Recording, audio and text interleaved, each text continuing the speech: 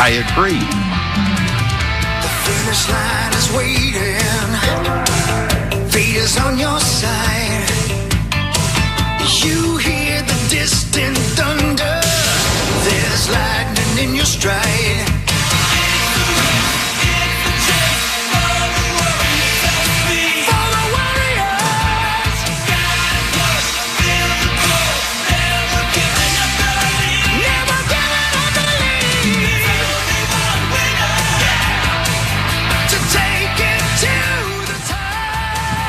The last day of April 2026 Power Trip Morning Show. Corey, Chris, Paul. Or Paul, Corey, Chris. Or Chris, Paul, Corey. Or Chris, Corey, Paul. I'm just doing all the combos. Chris Corey Paul is a basketball player. Yeah, what is Chris Paul's middle name? Corey. Yeah. Is it really? Yeah, that's why he did it. Oh, I didn't know that. Yeah, CCP. He does the hockey stuff. You know him. You know what his actual real name is? Hang on. Is it guessable? It was a hit 90s show. A what?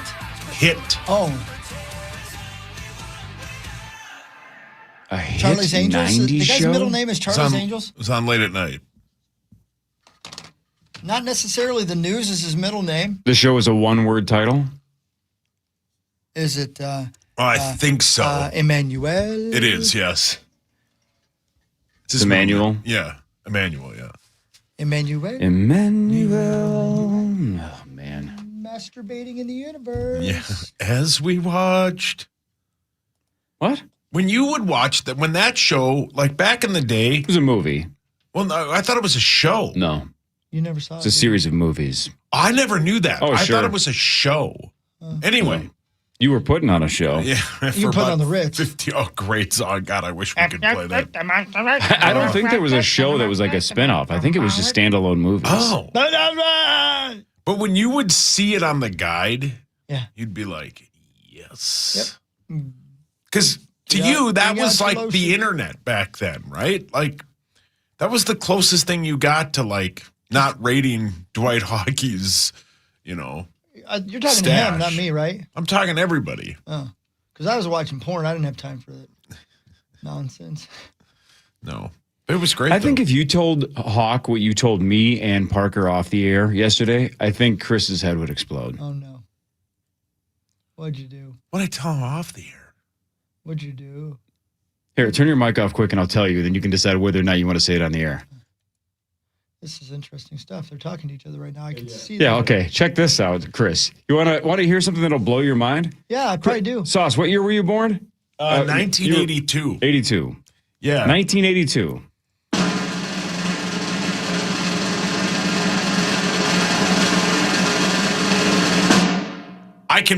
I don't know if I can proudly say, but I can say that in my life, I have never, here's Zacho, I've never. Oh, Zach's going to want to hear this. I've never hammered myself to a Playboy magazine.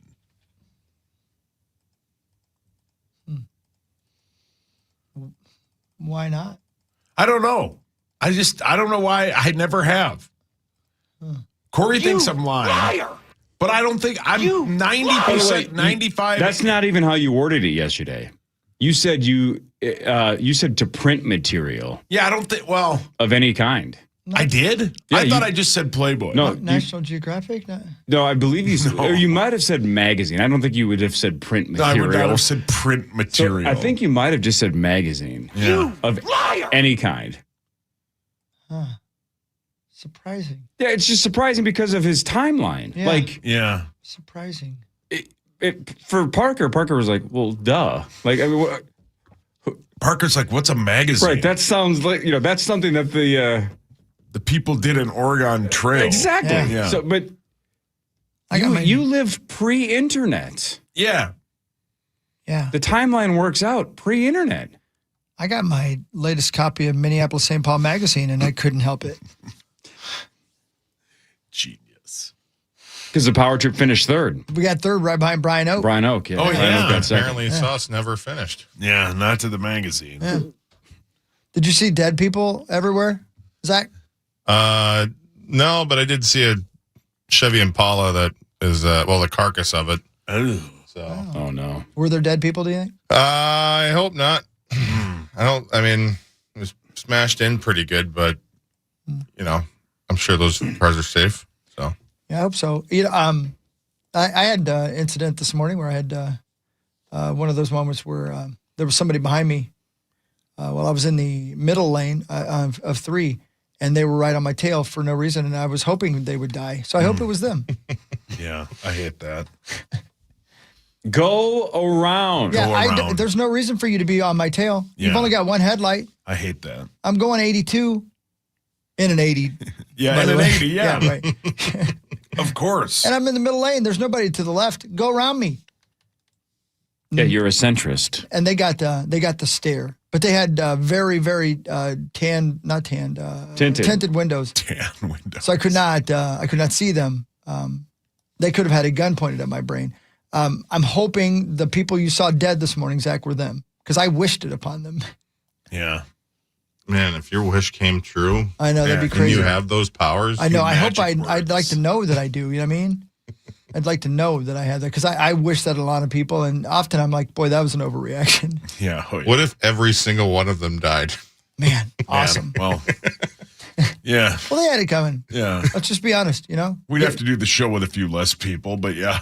I'll tell you what, if I did have that power, the morning would be the worst time for planet Earth. Yeah, it'd be over. Not much of a morning person? That's crazy after doing morning radio for almost 3 decades. Corey, it's weird. People will always, I'm sure they say this to you guys too. They always say it must like get easier, right? After, because I started doing morning radio essentially I was 18, right? Yeah. It doesn't. It never gets easier. There's a good space of 45 minutes where I'm trying to determine which building I'm bringing down with me when I go. Interesting. Wow. See, that for me, that's about 11 a.m. if I don't nap or if I'm not playing cards. Oh, really? Yeah. Really? I have zero problem getting up in the morning. I'm ready to roll at 10 seconds after my alarm goes off. I'm like, all right, it's go time. My window that you just described, almost exactly, is 11 a.m. unless I'm at a card table, so I have a distraction from life, or I'm home, but I'm not napping. So it's like, here's 7 things I need you to do. It's like, right now, it's 11 a.m. Yeah, I'm going to bed. I'll do it at 1. Can you do it now? I mean, I can, but then I want buildings to fall. Yeah, right. Right? Correct. That everything Chris just said is the case. So from about 11 to noon is my window. Yeah, that's why I Stay always away. love when I get this email, because it's not as bad for me at that time of day, but I do have those moments. You know, I love when somebody says, it's 5:37 p.m. and I'm listening to Brero. And you must be lonely. Right, 5:37 p.m. And I get this email from one of our sales reps. Hey, you still here? And then I'm thinking to myself, boy, you're lucky I'm not. You're like, the math doesn't check out, but I'm actually closer to being back tomorrow than still being here today. Yeah, I will in less than 12 hours. I have to fight the idea of saying, Egan, when do you think I work? Just say, I'm almost to work. All I have to do is eat dinner, sleep a full night's rest, and drive in, and then I'll be there. Once I get my 12 hours of sleep, I'll be there. No, Eric, you know what? If you do see me ever at 5:36 on a weekday, leave the building. You're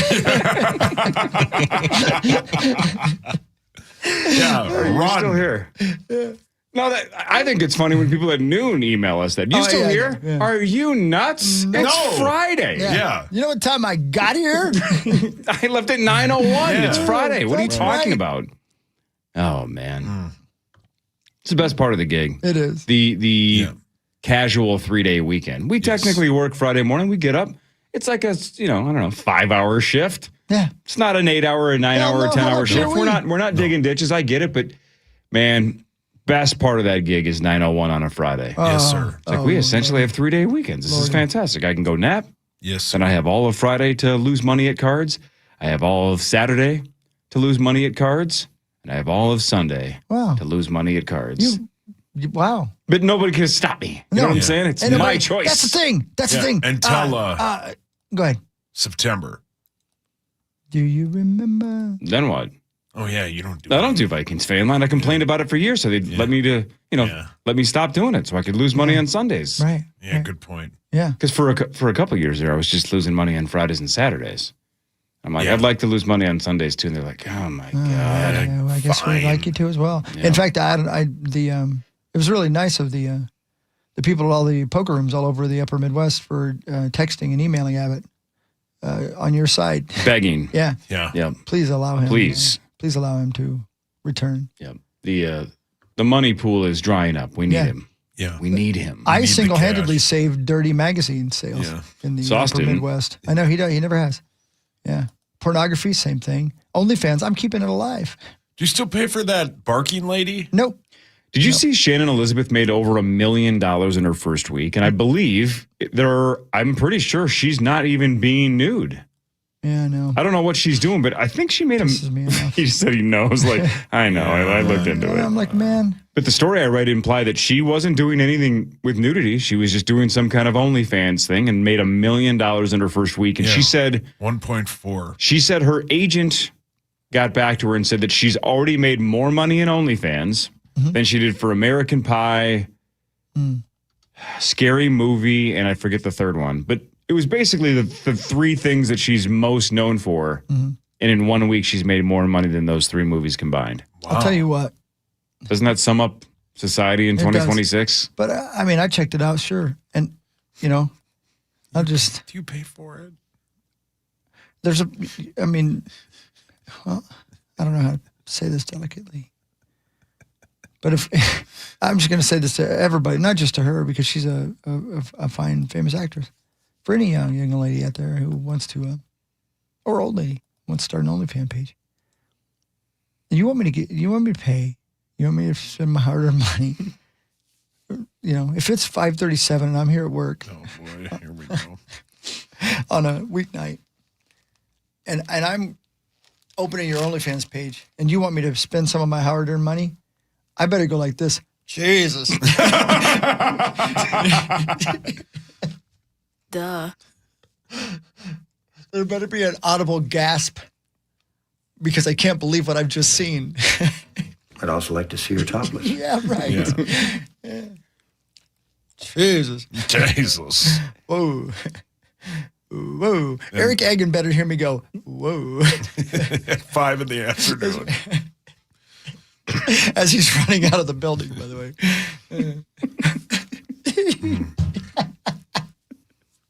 If you want to see salespeople run out of the building, watch them race us out of the building at 9:01 on a Friday.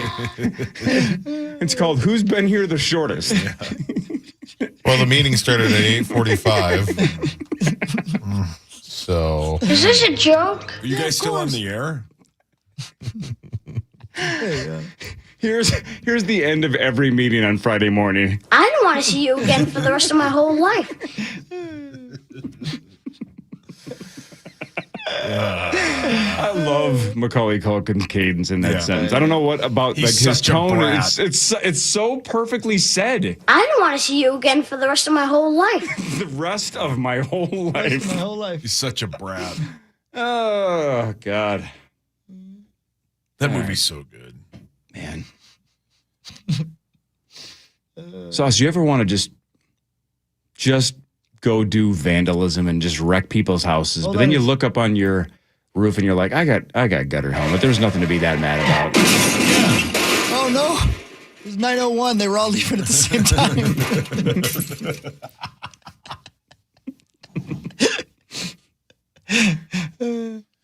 Yeah. It's closing day. Bye-bye. I don't want to see you again for the rest of my whole life. oh, now we get free Oh, food. no. Who's calling? It doesn't matter. There ain't nobody answering.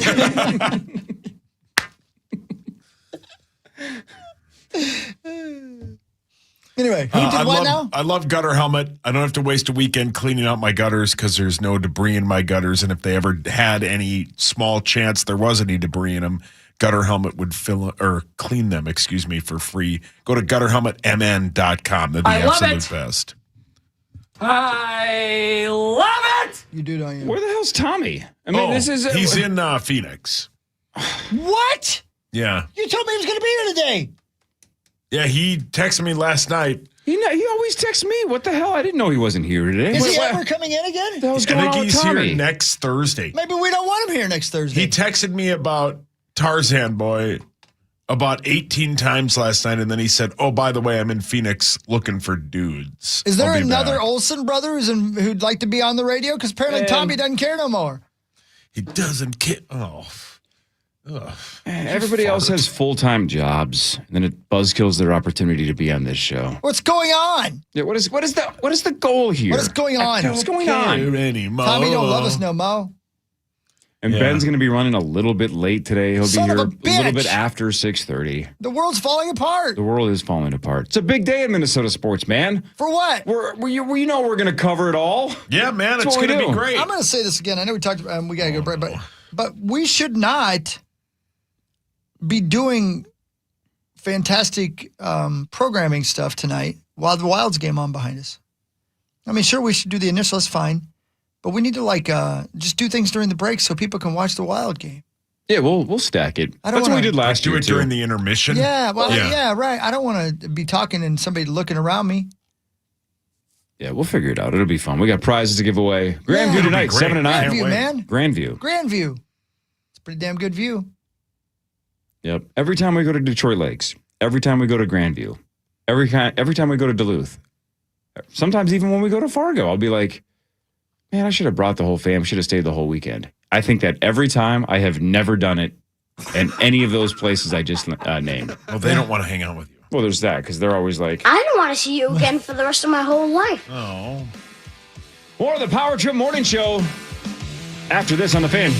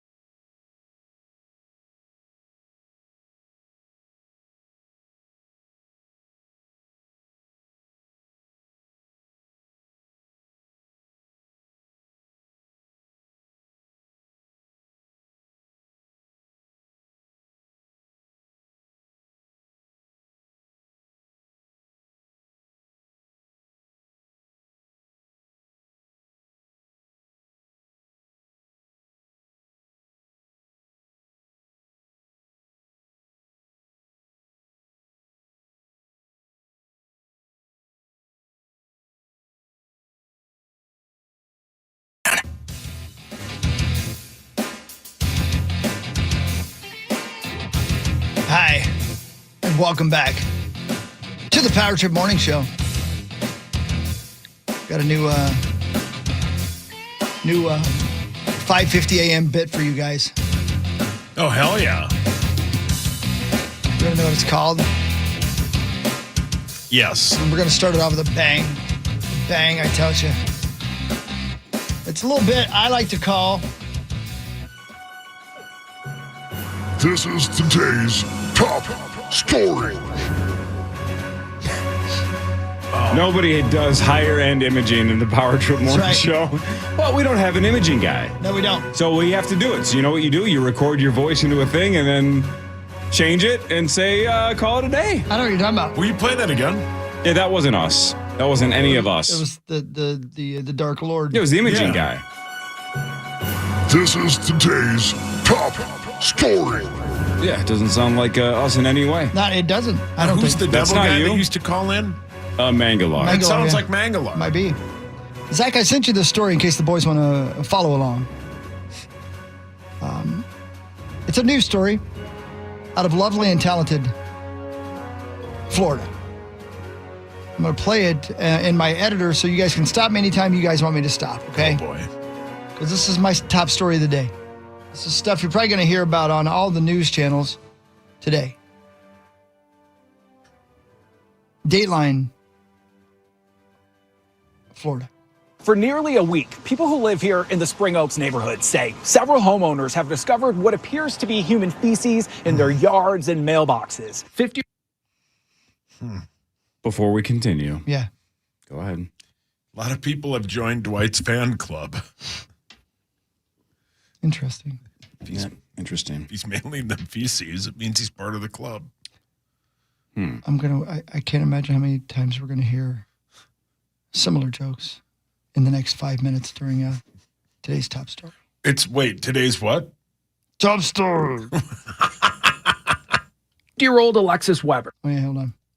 50-year-old Alexis Weber, seen in this booking photo inside the Seminole County Jail, arrested for criminal mischief, accused of spreading her feces on her neighbor's vehicle. Stop it there. Mm-hmm. I just lost all of my money Same. because I was betting all of my money this was a dude. Really? Yep. Interesting. Paul, your hands up. This Alexis lady, Well, Woodhawk. it's part of the reason I sent the news story to the lovely and talented Zacho when he was, because I would like you guys to be able to take a look at the young lady. Oh, it's been up there. Hold on. She's on our Hang on. KFAN.com/watch. I'm guessing. Yeah. Yeah, there she is. Oh, yeah. Now, tell me that doesn't look like a former host of this morning show. Oh my God. Hang on. Tell me it doesn't. Tell me it doesn't.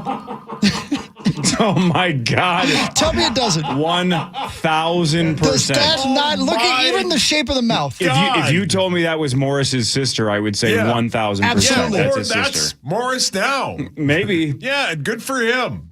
You know what? We should check. That might be him. Tell me that doesn't look like him. I can't look at it. It's Star. Well done, Zach. Well done. Brilliant. Look at him. That's Star. Yeah. Oh, my God. Yes. Go back. In fact, I would say that looks more like Star than the old picture of Star. It's the same color eyes. I'm telling you. That's Somebody Star. check. Has superstar Mike Morris moved to Florida and he's and not grown his hair out? Yeah. Because look at the shoulders on that sumbitch. Yeah. That lady is deadlifting.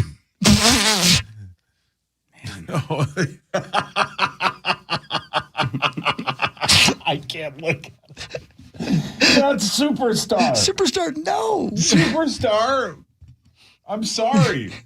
Do you want to hear more about this lovely lady? Am I the only one that would have bet all my money to dude? Yeah, of This course. is dude stuff. It looks like it might be. Yeah, that's It's Star. And Paul, your hands up. Stephanie Starr, would you? I'd have a hard time. I'd have a hard time. She'd have to be facing away, if you know what I mean. Yeah. Oh my God. You would. You like I love a superstar, but I don't want to make love to him. you like muscly ladies.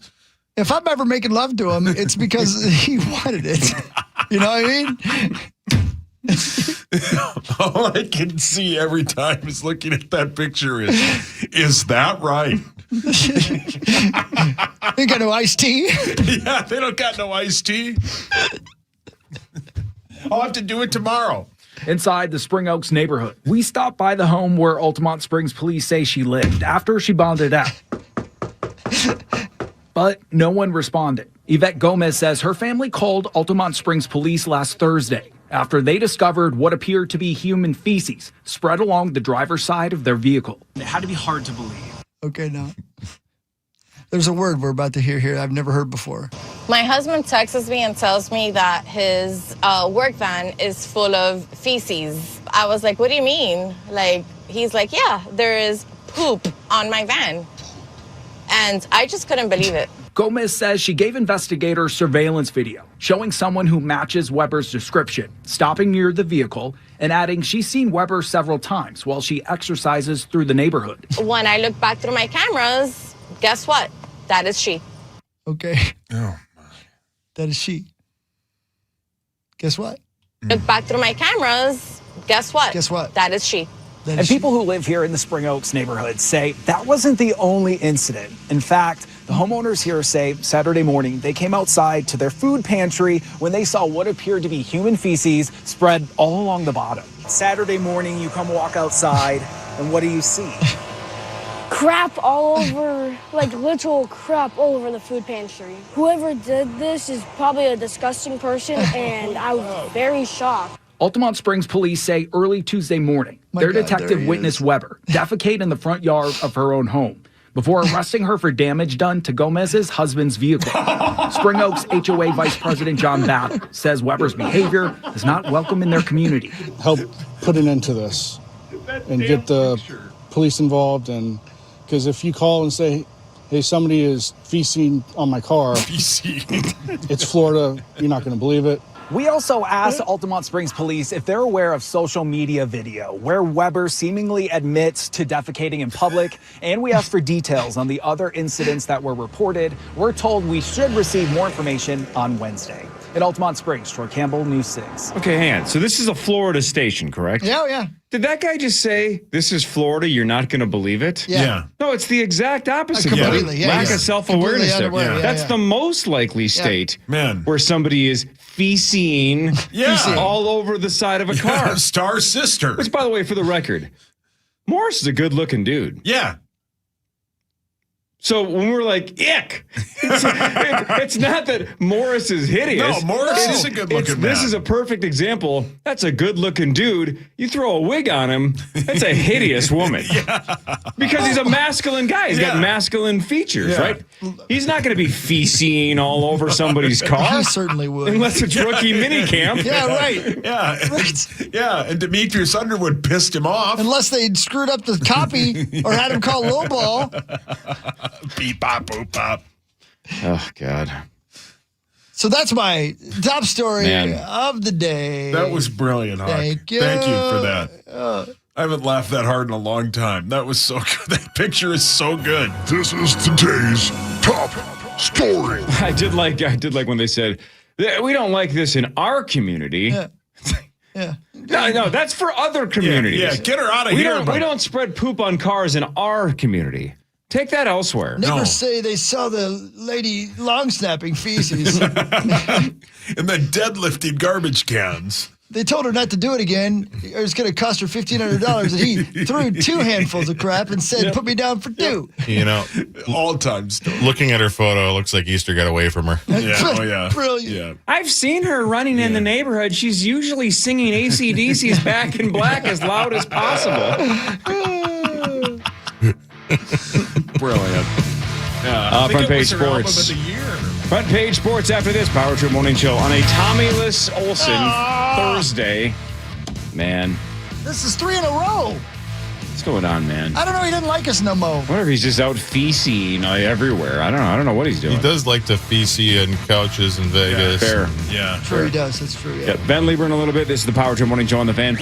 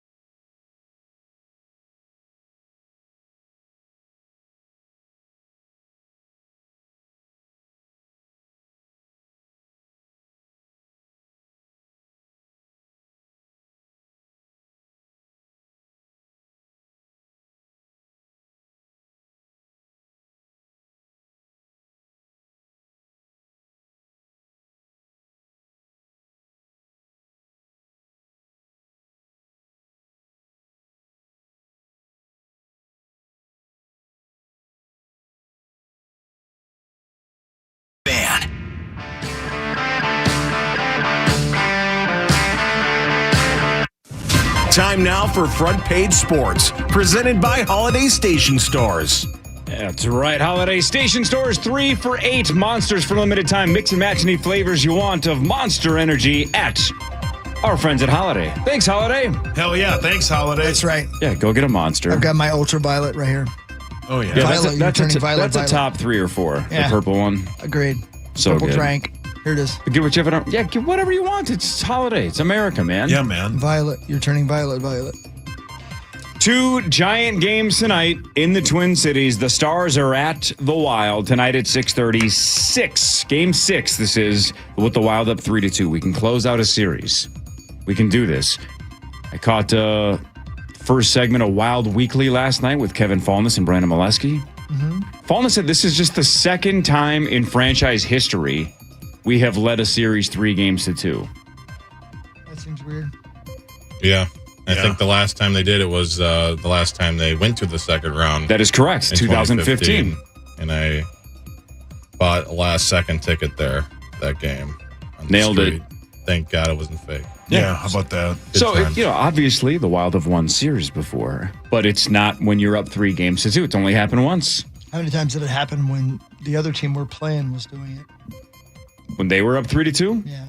Well, the ones back in 03 or whatever, we came back from 3-1 in both of them. Yep. So technically, both of those were 3-2. The other team. Yep. We used to be the Dallas Stars. Sure. Yeah. They're going to win tonight. Who is? The Wild. Good. That place is going to be probably the most electric a stadium has been since like the Minneapolis Miracle. Those people are pumped. They've waited 10 years. It's going to be sweet. I'm sure there are people that are going to start filing down to St. Paul about noon today. I agree. And it's hang out at the bars, get ready for the game. They've taken tomorrow off. It's going to be an electric atmosphere in St. Paul. What are we doing? Hello? What perfect timing, too, because I believe Rosie's back from Tuscany. Today. Today's the day. I wonder if he'll go to St. Paul. I don't know. Does he know how to get there? He's more likely to go back to Italy today. Doesn't he have to help out his city? No, that's St. Paul now. Just tonight. Okay. Then the Timberwolves on the other side of town host the Denver Nuggets at 8:30, but closer to 8:45 or 8:50. Yeah. Game 6 with the Wolves up 3-2. But again, that series feels so different because the Nuggets are favored in Game 6. I believe they're favored overall in the series because Ant and DiVincenzo aren't playing. So it's like if this team was healthy and fully loaded, we saw it. Yeah.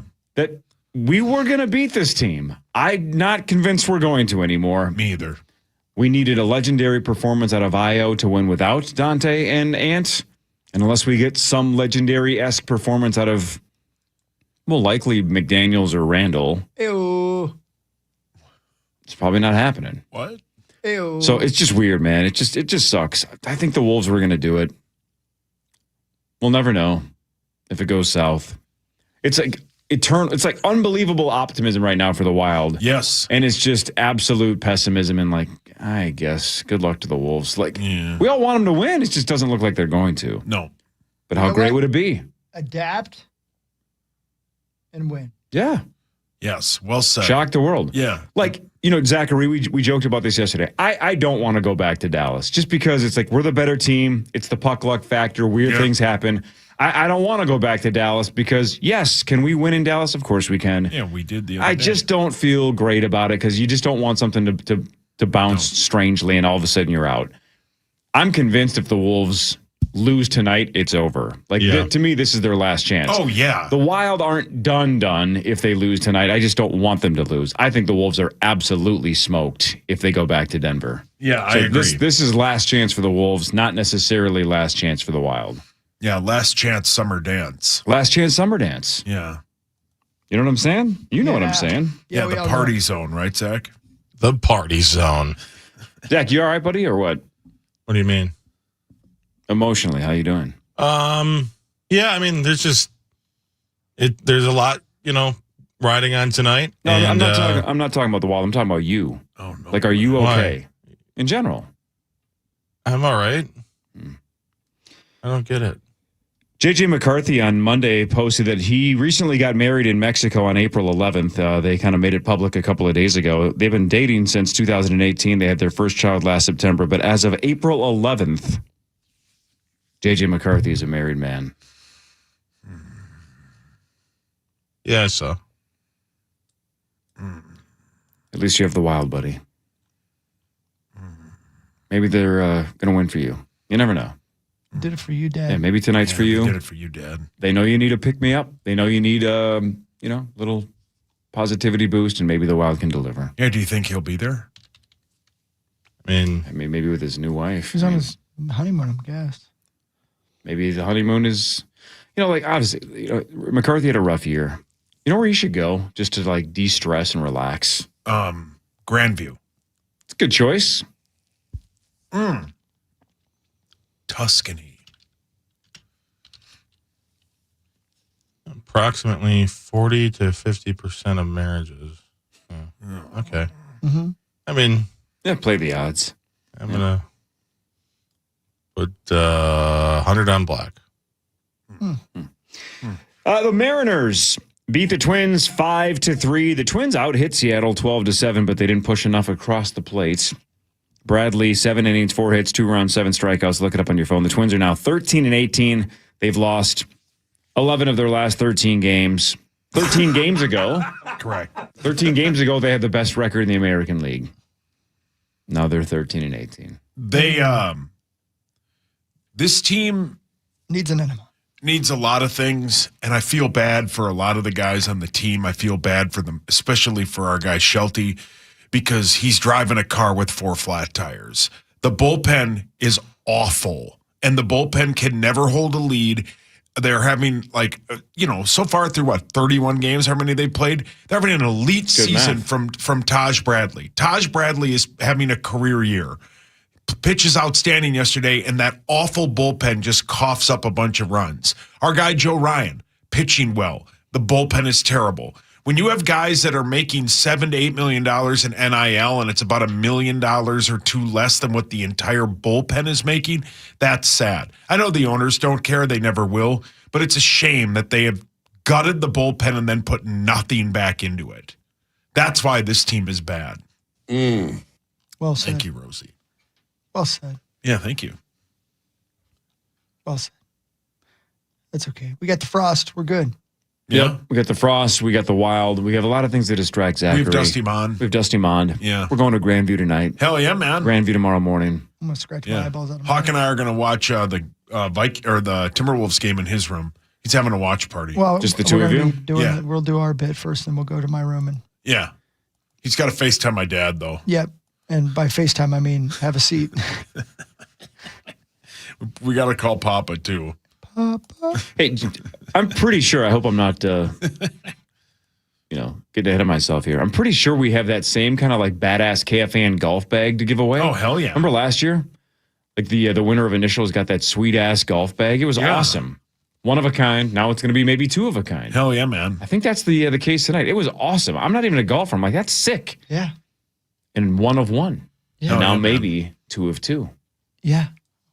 Pretty cool. It's pretty. I don't know if you could flip it on the KFAN Rube black market, but no, pretty awesome. I bet Common would want it.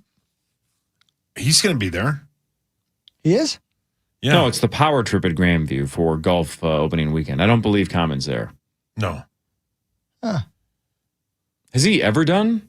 I don't think golf so. opener? I don't think he's ever been to Grandview. Because we've been to Grandview the last couple of years. It's been awesome. I don't think he's ever been. They actually should invite him some year. That's a good, Good tie-in to He plays golf. Give him a shot. Sure. So let us do our thing. Give him a We'll shot. draw in a big crowd, and if he wants to just hang out and golf or something, that's cool. Give him a shot. Yeah, give him a shot.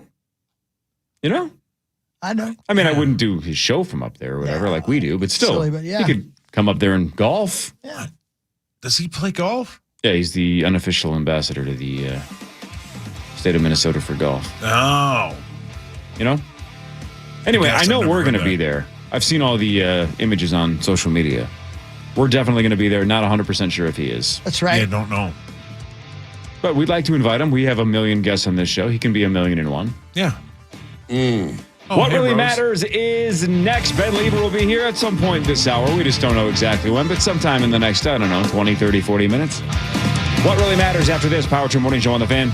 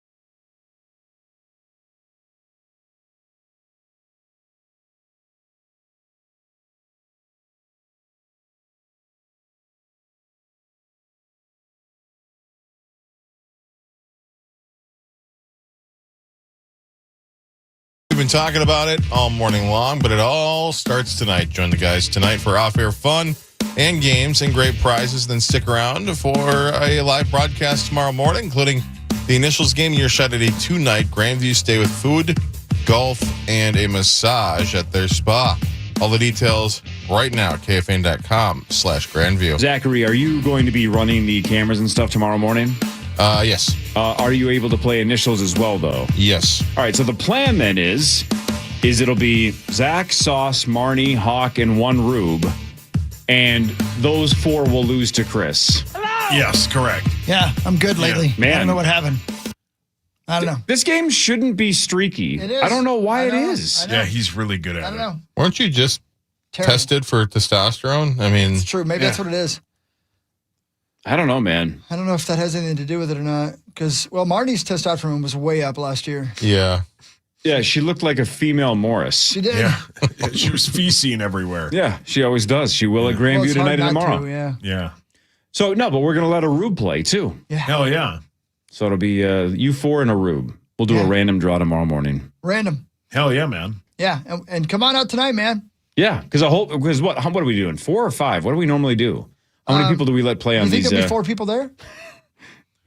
Well, yeah, the wild game's going to be on. That's what I mean. Yeah, for sure. Okay, good. Yeah, we got a big crowd last year. It was awesome. Yeah. I wasn't there for Thursday night last Yeah, it was fun. Oh, yeah, it was sweet. Thursday yeah. night was cool. Yeah, we had Tommy and Setterholm. Yeah, that's true. And but Tommy doesn't like our show anymore. Doesn't want to be on anymore. No, he doesn't care anymore. So I don't know. Yeah, I think we should do 5. Yep. Because people don't get a chance to play. You know I what feel mean? like we normally do 5 at TI, do we not? I think it's 5 at TI. Sure. Yeah. I feel like it's 5. So we'll do 5 tonight. 5 Rubes. Winner gets that badass KFAN golf bag, which is sick. Hell yeah, man. God, I wish I could. I just got a spend all picture of it. Look at this thing. What is it? Yeah, that looks awesome. Oh, yeah, that's pretty neat. That's super cool. Yeah.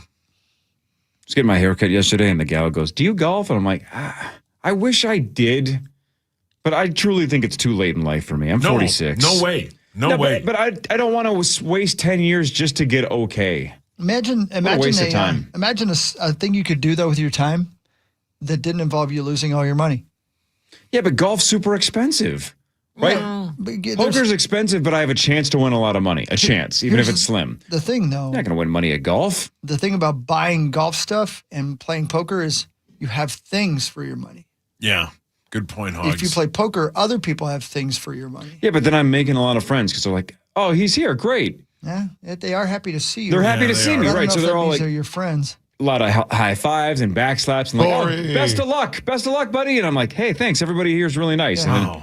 And they're always like, "Hey, good game. You'll get them next time." They always say really nice things when I'm walking out the door. Like, that's really sweet of "Hey, them. man, tough Yeah. beat. See you next weekend, right?" Wink, wink. And I'm like, yeah, okay, I'll come back. Whatever. I got nothing to do. That's crazy. Yeah, good for you, man. So Good friends, I again, bet. Sauce, who's the number one environmentalist on the fan? You. Right. Who did it used to be? Rosie. Right. Who's the most philanthropic person on the fan? If you count other people, because Chris obviously gives money to casinos, but Yeah. I give them to other people around the Midwest Directly personally. to other people. Yeah. Right. So who's the most philanthropic person on the fan? You. Who did it used to be? Hawk. Rosie. Whoa. It wasn't Rosie. No, it was Chris. Chris. Yeah. It's never Rosie. No. What really matters is this, brought to you by Ovo, LASIK, and Lens. I'll do scores and stats around the world of sports, and in between, Chris will change your life with something else that has nothing to do with professional or amateur athletics. Absolutely nothing. Got that right. The Kentucky Derby is Saturday. It is the 152nd Run for the Roses. The morning line favorite was Renegade at like 4-1. Oh, mama. But yesterday when I was reading the stories, they were saying because he drew the number 1 post, which is not a good post because you could get pinched on that inside rail. Now the Puma and Renegade are both around 5-1. So we essentially have co-favorites. We have a couple days. Maybe that still changes. And maybe that's even changed in the last, 12 hours since I saw it. But as of yesterday, we had co-favorites with Renegade and the Puma. Are we going to bet on that? We probably should. Here's what's kind of nuts though, right? If the field is stacked and packed, it's a 20-horse race. So on average, Sauce, if there's 20 horses in a race, in the last 40 years, if all horses are equal, how many times should horse number 1, the horse in the 1 post, how many wins should they have? 2. They should have won twice. Yeah. If all things were equal, each position should have won 2 races in the last 40 years. Okay. On average. No horse has won from the one post since 1986. Wow. So it sounds daunting, right? It sounds like, oh man, no, they never win. Well, if all things are equal, should have only had 2 wins.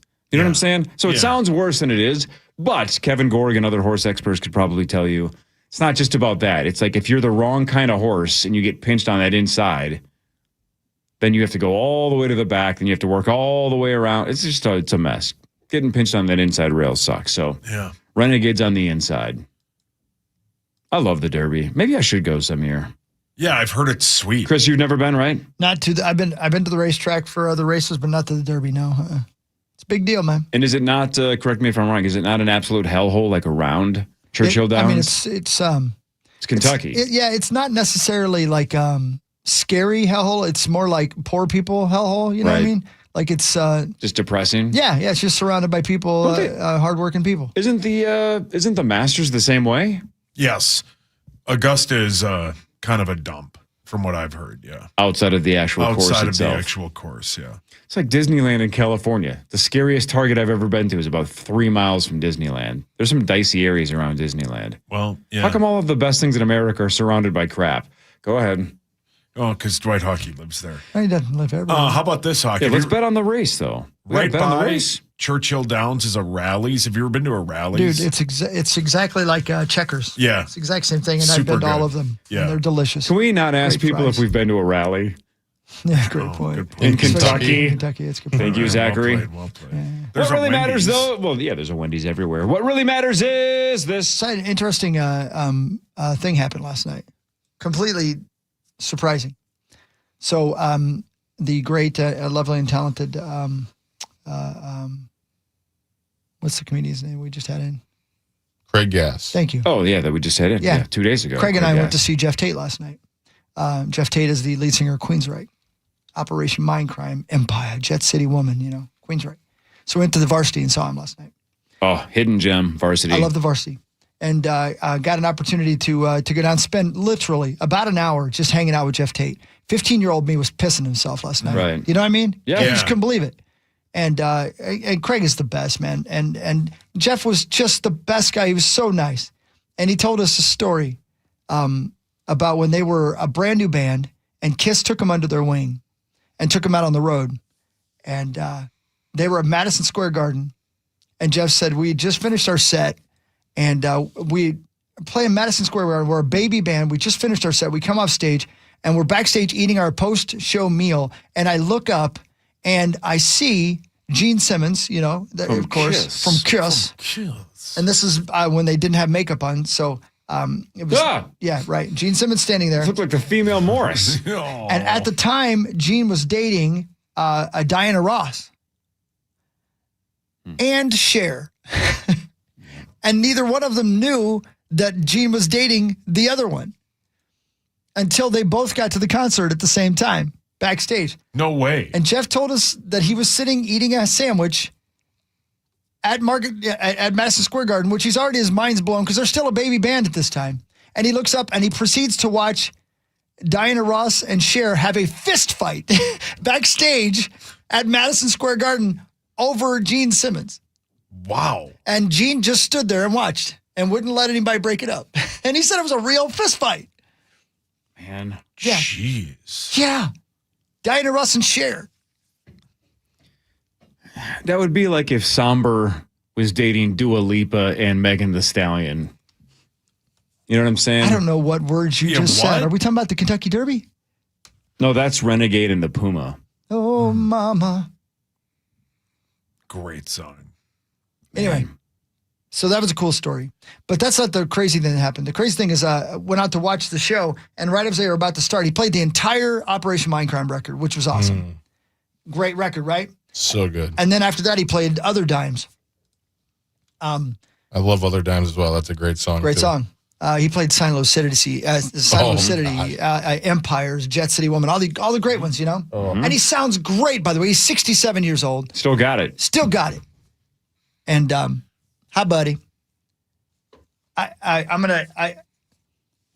I can't believe how this story ends. I'll make it quick. I can't believe how this story ends. I can't believe it. So behind me, as the intro tape starts to run, now if you know Operation Mindcrime, it is a rock opera on record, okay? And there's all kinds of things that happen between the songs that matter to the story. As the intro tape starts, a very large gentleman, and I mean big dude, behind me goes like this. And I'm like, get off mic, because I don't want to blow anybody's microphone or speakers. Oh! At the top of his lungs. Mm-hmm. And he wouldn't stop. He just kept, he was excited. The band was coming on. Awesome. And you could tell by the sound of the voice, the guy was a giant person. Mm-hmm. Freeze! And as the intro tape continues, he continues to make that noise. But now he's moving closer to the stage. So now he's standing directly to my right-hand side. And I'm thinking, I got to see what this guy looks like. So I turn around and I look at him. And he is exactly as big as I expect he's going to be. He's an enormous man. If you say this is Levi Drake Rodriguez, I'm going to crap my pants. Yeah. No, it's not. I wish it had been. I just said, hey, Levi, please stop. Yeah. Right? Please. Please. Everyone is excited about the show. And then they start the song with the show with a song called Revolution Calling. Great song, right? The only part of the song anybody in the audience knows is that chorus. Revolution calling me. The guy is screaming at the top of his lungs along with the chorus. And it's so much louder than the speakers. I can't even believe it. Damn. This dude, he can project. It Wow. is not Good on for him. key at all. And he's going, Revolution calling! Revolution calling! And Jeff Tate, great singer, goes up an octave at the second part of the second chorus. So the guy goes like this, Revolution calling! Revolution calling! And I kid you not. I kid you not. It's that loud. And it's right beside me. And this guy could kill me. But I am pissed. Right? Pissed. And everybody around me is pissed. Right? I can't take it no more. Oh, no. Indiana hockey. Oh, here we go. So I turn around. I love this story so far. I turn around and I look at the guy. Oh, no.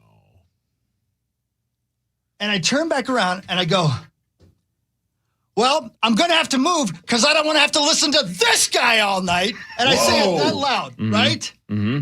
And I turn around and look, and the guy goes like this. I'm sorry, man. Oh, I couldn't believe it. Instant apology? I couldn't believe it. Now you're the a-hole. Yeah. Right. So, oh, wow. What a plot twist. I couldn't believe it. Wow. But and it was sincere. He was truly very sorry. He said it in a very sweet way. Mm-hmm. But as I'm walking away, he continues, he didn't stop. Oh, he didn't stop. Okay. He didn't stop. I don't know what was going on. But everybody around me was like, please, sir, we came to see Mr. Tate sing this song, not you. I couldn't believe it. But I was so shocked because I had prepared myself to die. Yeah. That's so good. But it had to be said. He's just a big softie that just want to have a good time. Yeah. He loves live music. See, 15-year-old you would have said, I would die to see Queensryche. Yep. 55-year-old you's like, I died at Queensryche. I almost did. Right. I prepared handle. myself. Yeah. I called my lawyer. Said, when you're done down there, get my will ready. I'm about to die. Yeah. He's got your willy ready. Yeah, he does. I couldn't believe how sweet the gentleman was. I'm sorry, man. Thank you. But he just kept on singing. Yeah. That's a tough one, man. That's a tough one. Yeah. Because they paid the same that you did. Absolutely. They want to have the experience that they want to have. Yeah. And there is an etiquette, but it is an unwritten rule. Right. Well, and the Varsity, great place, great acoustics in there. And the sound guy was on par. He didn't have it so loud that it was hurting your ears. So the guy was, and I mean this from the bottom of my heart, louder than the music. Oh. Not just the singer, the music. Not easy. Yeah. That's tough. Not a great singer. No. Even if he was, though, that's not. It's not that's why not I'm there. That's not why you're there. Exactly. And Sounds like a good hype man, though. Yeah. Oh, yeah. Sounds like he's into it. You should have heard him try to modulate up the octave. Oh. I was like, oh my God, he's going for it. Anyway. The only way that story could have been better if you said you turned around and that was Mark Slaughter. Yeah. Or Mark Rosen. Or Rosie. Trying to ruin the Queen's Ride concert. Oh. Yeah. Because he's jealous. Just hates him. Yep, Man, from the that's a 80s. great show. Thank you, Craig Gass. Man, it was so cool to spend time with him. It just, again, like I said, 15-year-old, whatever band you loved at 15, imagine at 55 you got to spend literally an hour hanging out with him. That's cool. It was cool. It was cool. Go see Craig, by the way, at New Hope Cinema Grill. Cinema Grill tonight, tomorrow, and Saturday. Ben Lieber is here. We'll do more of What Really Matters after this. This is the Power Trip Morning Show on the Fan. From the 1-800-ASK-GARY Traffic Center. This report is sponsored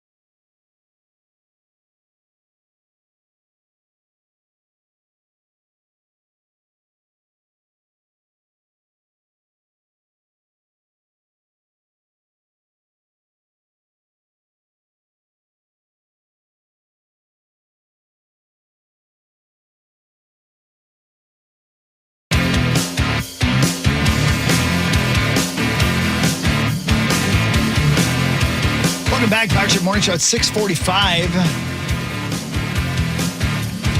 I don't know when this happened. I know it. I don't think it was. I loaded this in on the 30th day of April 2009 into the computer. I don't know that it was brand new then.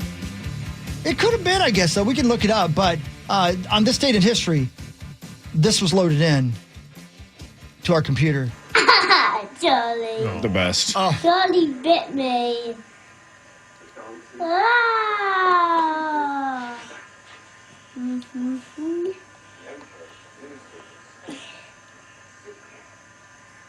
Charlie. Ah. Oh, ouch. Ouch. Ouch, Charlie. Ow. Charlie, that really hurt. Charlie, its brother laughs. No, Charlie bit me.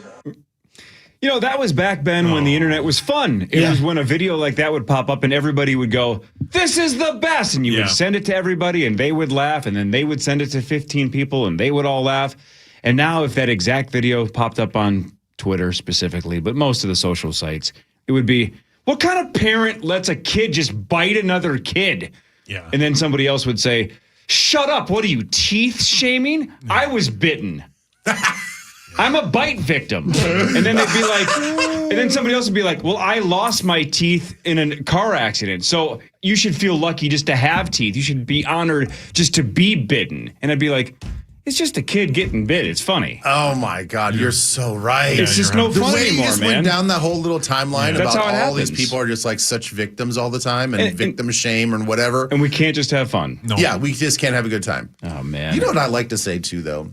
I've never really thought about it like this until I heard that little Charlie is Charlie bit me. It's the best. The English accent, that old style English accent, it's like equal parts charming, but also if you hear a teenager, a hooligan when you're over there, you feel like they're going to beat the piss out of you. Oh, yeah. Sneakily intimidating. Yeah, it's very intimidating. I always just associate with just like kind of cute and charming and whatever and kind of regal. And then, but when I was over there and you're riding the subway or the underground or the above ground, if you just hear a group of teenagers just talking, and if they directed the energy towards me, I'm like, whoa.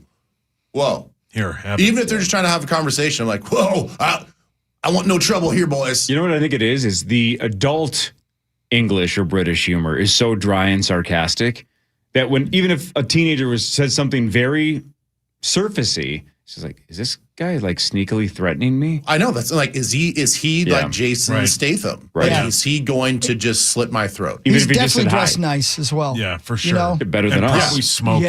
Yeah. Or like Umbrella Academy, where then all of a sudden just like a knife pops out of their umbrella and I'm dead. Hey, by the way, Zacco Directo? Hello? Yeah, baby. Oh, I don't have your mic on. I don't know why I turned your mic off. I'm sorry. Hey, Zacco Directo. Look up the Charlie Bit Me kid now. He's like 19, almost 20 years old. Good looking kid. And British. Yeah. Look at him. Yeah, he's a good looking guy. Yeah, he is. He said when he's doing this interview that he never tells anybody that that's him. See, that was my follow-up because I was just going to say, I wonder if he's got like a small level of fame still over there. Like, oh, no. He's like, he's on OnlyFans? Yeah. He's on OnlyFans? Kidding. Oh, I was going to say, you wouldn't say, no to that. Yeah, you wouldn't. If he's 20 years old. Charlie. 2007 is when that happened. Man. Yeah, how about that? And apparently they made $760,000 off of the NFT of it. The NFT. Remember when that was a thing? Yeah. That lasted like 6 seconds. If that, there were so many famous people that lost a lot of money. Yeah, the Paul buying brothers. NFTs for sure. So Charlie is the biter, by the way. He's 19. And Harry, the older brother who said, Charlie, is 22. He has moved on from content creation and is doing engineering stuff now. Good for him. What happened to Chocolate Rain Guy? He's still hanging around here. Sunday? Yeah. And it wasn't, he was Didn't go to the University of Minneapolis Minnesota. guy, Chocolate Rain guy. You don't You've never heard that? Chocolate Rain, that guy? No. Oh, man. Say it in public. Yeah. And you're insane. They made fun of him on South Park. Yeah. That's how famous he got. Yeah, that, I don't know how you missed it. Maybe From you were, here. you were still playing football. Yeah, he's You from don't here. remember, maybe. Maybe you missed that one. That was a big deal. One of the other early internet viral videos. Well, to look it up. It was a guy that is Tay Zonday, good call, Zachary, and he wrote a song called Chocolate Rain and had a very, very, very unique singing voice. 142 million views. I'm surprised it's not more. Yeah. Enrolled in the University of Minnesota American Studies PhD program in 2004, studying the history of theater and social change, intention of becoming a professor. After the viral success of Chocolate Rain, he left the university with a master's degree in 2008, moved to Los Angeles, California, used a stage name because he wanted separation from his academic and entertainment career. His real name is not Tay Zonday. I was going to say, get him on Twin Cities Live, but it sounds like he's in California, maybe still. Who knows? Maybe he moved back. Yeah. You never know. It was a long time ago. Interesting. Okay. What a slammer that is. You can't believe that voice is coming out of that face. That's the thing about it, right? Yeah. You got to see it there, whatever your name is, Ben Zonday. Ben. Yeah. Ben Lieber, nice to meet you. Ben Zonday. Ben Zonday. Okay, would you stop playing? We're going to get Yeah, sued. I'll get to that commercial break. All right. Should we do what really matters? What's he talking about? The Tay Zonday. Are you talking to me? Oh, I'm sorry. you talking to me? You were saying, would you stop playing? I didn't know who you're talking Yeah, about. no. Yeah, like the YouTube popped up right away and just started playing, and it was like going through the speaker, and I was like, stop. I see. All right, what really matters? Here we go. The Wilfs put out a statement saying, quote, our search for the next general manager of the Minnesota Vikings is underway. They also said, we do not intend to publicly announce candidates. Brzezinski. Now, Rob Brzezinski has expressed interest. It sounds like through all reporters, he wants the job. Something called Turnkey ZRG is the firm that is assisting in a search. But if you're Rob Brzezinski and you know the Wilfs hire a search firm, are you less optimistic, or is it one of those like, well, this is just part of the process. I still might be their top candidate. I might be at the top of the list, but this is just standard protocol. Well, don't they have to? Don't know. I think it's a hiring thing, just like any I think it's a company, hiring. right? I think it's like it's a way to protect themselves. So they're compliant with the Rooney Rule. They're compliant with all the stuff. Like I know that Does the Rooney Rule apply to GMs? See, I'm not exactly sure. I just think that it probably is best practices for them to be in this situation where let's look at the best candidates. Let's see if it matches up with what we have on our big board for assistant GMs. And then if something happens and if they end up hiring in-house, they're sort of protected by all league standards. They're like, hey, we did our due diligence and this was the best guy out of these 4 or 5 candidates. So I think it's all just part of the process. It does apply, yeah. It does. apply. Interesting. This is why we said this before the draft. This isn't just hindsight because Caleb Banks was the, quote, reach, if you ask national people, right, at pick 18. This is why it was like, unless he took a punter in round 1, there was no way to have the draft class affect his hiring, right? Because we just don't know. It's not like they're going to let it play out and we're going to find out whether this class is a failure or a success. It's just they're going to hire one after the draft, which means way before the season starts, way before we're like, wow, these guys are light years away from being ready. Who picked these guys? That's just not the case at all. So they're going to base more on his equity and how long has he been there? 20 plus years? Oh, yeah. 25, whatever it is. Almost 30 years, I think. 20, 30 years. So it's the equity with the team. It's how well he gets along with KOC, with Flores, with everybody else, with the Wilfs. Is this the right guy or not? I don't think this draft class had anything to do with it. No, the draft, I think it's a lot of things in life. I think it's the extremes. If they go through the draft process, which, this was a real-time interview that he just went through, in my estimation. They want to see exactly how you said it. They want to see how he interacted with everybody. Like, when he was capologist guy, I think you have a certain way that you move around the organization and you kind of know your role. But then all of a sudden you become a GM, much like an assistant coach becomes the head coach. There's just different responsibilities, different roles, different ways you have to communicate, a different hierarchy. So how does he handle being the guy? He's the guy. He's the overall leader, now looking top down. And if they go through that process with all the scouts and all the evaluators, all the coaches, and all the people on the front office staff. If he checks every box and everything is seamless and communication is good and they have good discourse about which players where and all this stuff, and he handles that well, I mean, what a leg up that he has versus anybody that they find with this turnkey organization. So it's more about that evaluation than it is about, well, how's this guy going to do that he drafted? Like, well, we don't know. We got to hire a guy before these guys even step foot on the field. So it is less about the performance of these players that they selected. But I do think that they wanted to wait because if the evaluation process was a complete disaster, if all of a sudden he flips out on draft day and just completely loses it and loses focus and goes rogue and goes against the plan and panics, and they're like, oh my gosh, well, maybe we don't feel that as a fan base, but maybe internally they're like, yeah, this is not good, right? So less to do about the players and more to do about the process. And I mean, from everything that I've felt, and I think there'd be a news story out there if things just hit the fan. Right. So my guess is he is the leader in the clubhouse. Sounds good. What really matters, though, is this. Zach O, I have your mic on now. Yes, sir. Fast food chains are thirsty for new ways to grow. McDonald's, that don't taste like no McDonald's, said Tuesday it will launch 6 crafted beverages in the U.S. on May 6th. Chains like KFC and Wendy's and Taco Bell have all elevated their drinks in order to lure customers away from Starbucks and Dutch Brothers and such. Here are 3 different options that'll be offered. Mango pineapple flavored strawberry boba. What? A blackberry passion fruit flavor with freeze-dried dragon fruit. But then this one sounds kind of good. I might want to try this. A dirty Dr. Pepper with vanilla flavoring and a topping of cold foam. Ooh, interesting. Dirty Dr. Pepper. Yeah, the first 2 did nothing for me. Nothing at all, but this dirty Dr. Pepper. The boba phase is fascinating. Yeah, my girls are into it as well. Both of my daughters love it. And I'm like, but what am I missing here? Like the stuff at the bottom of that, it looks disgusting. I just can't believe it. You got anybody in your family's into boba? No. Man. It's kind of fun when you do it. Yeah, it seems like a novelty. Have it and it's kind of a novelty. Like I don't crave it. I'm like, oh my gosh, of all the things that I could have, of all the options, I need to have this drink that I also have to eat. I just did not think it was sustainable when it first kind of took off. Correct. So the fact that McDonald's is leaning in is interesting because then they think it's sustainable, unless it's just a seasonal thing. I tried to lure Zacho into a war of texting the other day with my tweet or text about the Wendy's Diet Coke being maybe even superior these days to the McDonald's Diet Coke, and he didn't bite. Where did you have it? I sent the text to the Wendy's. power trip. Oh.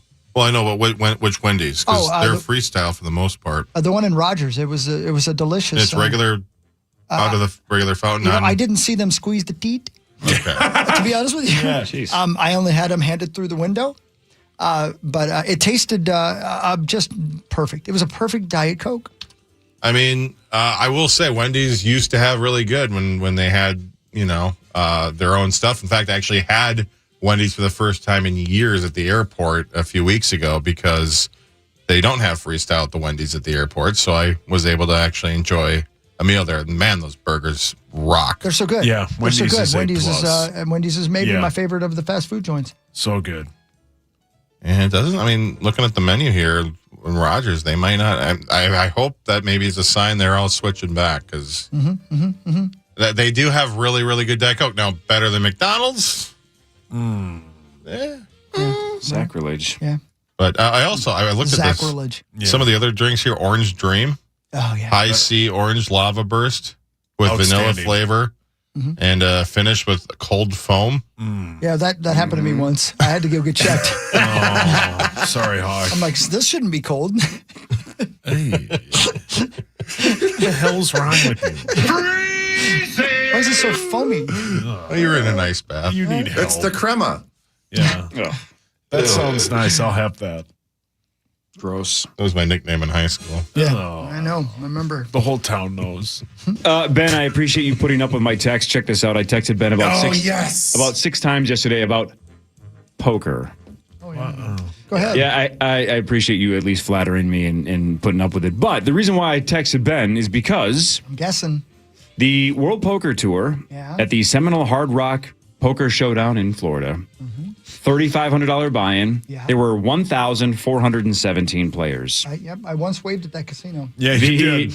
The chip leader with 10 to go at one point was NFL Hall of Famer Richard Seymour. Look at him. Then with 6 to go, he was in 6th place. So when they hit the TV final table, he was in 6th. But still out of 14, 17? Hell yeah, man. Come on, man. Took a little trip. Our guy, Richard Seymour, Hall of Famer, 6th overall pick in 2001. Ben, I didn't tell you this part yet. Oh, he's on his edge of his chair. There's 70 million in chips. So that's fake money, not real money. It was 650,000 for first, 430 for second. But there's 70 million chips in play. This guy, Ian Cohen, has 35 million. And Richard Seymour has 34. They're like dead even. But Ian's got him just pipped by a fraction. Pipped. What the hell does that mean? I don't know. Just slightly more. Yeah. Okay. And they get all their money in. And Richard Seymour has pocket 10s. Yeah. And Ian Cohen has pocket 7s. No. For everything. So he's an 81% favorite. And Ian flops to 7. Oh, are you kidding me? So Richard Seymour finishes second, and he got, he took a bad beat. He was an 81% favorite. But he had the right call. He had the right call. play. But so He made the right play. There was an 80% chance that he was going to be a WPT champ. And here's why I bring it up. How much do you think Richard Seymour made in his NFL career? He played 12 seasons. He won $430,000 for second. That's a hell of a run. Most poker players would kill for that. How much do you think Richard made in his 12 years in the NFL? Oh, boy. Again, he started in 01, so keep that in mind. It's not like he played the last 12 years. He played in 01 through like 13. I don't know, 45 million? Anybody else? 25? 37. More than I would have guessed. 89.5 million. Wow. Good for him. Good for him. But I would still argue that he wanted the trophy more than he wanted that extra $200,000. Right? Sure. Oh, yeah. Sure. Yeah. I think he's in poker because he wants to be competitive. He's a serious player. A serious player. He takes it very seriously. And I was texting you, I'm like, if he wins this thing, this is a major, major tournament. I'm like, I think he gets ESPN.com clicks if it says, NFL Hall of Famer Richard Seymour wins World Poker Tour event. Because I think just for poker, it'd be like, wow, this guy is not This isn't a 20-person tournament. It would have been 1,400 people, and he would have been number one. God, good for And he him. got screwed, man. Good for Richard Seymour.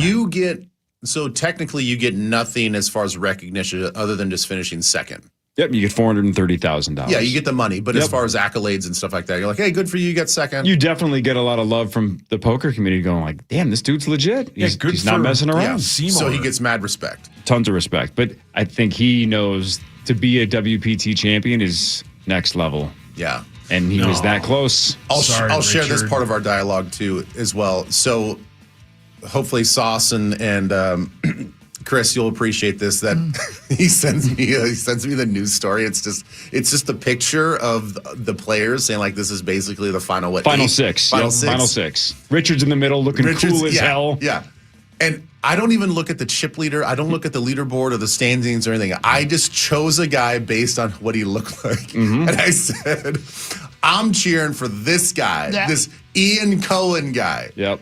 You're like, I'll take the nerd in the front row. And I picked it purely off. Just like, oh my God, who's the dorkiest, dweebiest looking guy? And he got it. Brilliant. That looks like he sits inside of a poker room, doesn't see any sun, and is like analytically and mathematically the guy. And I picked the winner. You picked the winner. Incredible. Without knowing that Yes. what Without his chip even stack knowing.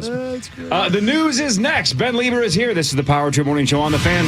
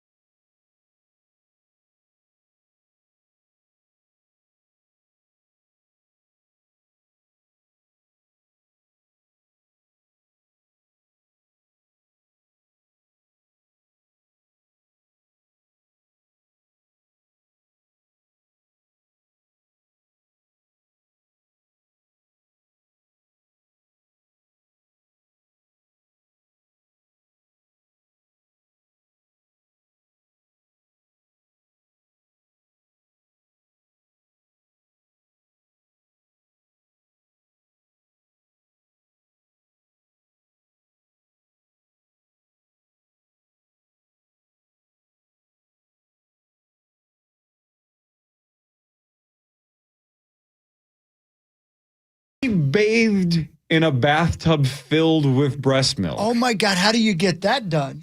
Yeah, Asking for a friend. Yeah, he's asking for someone else that isn't him. And then his dad walks in on him in the bathtub like, "What are you doing?" Sitting in a bathtub What a with breast weird milk. show. It's the craziest show of all time. Yeah, I've only seen like 3 episodes of it, and I never went back. You have to It's the go craziest, but kind of the most fun show that you'll ever have and never watch. It is, as Maxo said before, his mouth was wired shut. It truly is the rule of cool, where you, again, I know I'm a nitpicker when it comes to good movies and TV shows, and you're like, why would they ever do that? This show, though, is so freaking cool and self-aware. They know they lean right into it, and they're just like, we know this is preposterous. Just stay with us. That it's so cool, it doesn't matter. Like, why? Yeah. I don't want to watch a guy bathe in breast milk. Yeah, who cares? It's hilarious. Let's go. I do like that one Get in scene. there. I forget how many episodes or how many seasons ago it was where the lady's talking to him and she's being kind of rude, and then she throws it in his face, and the look on his face is like.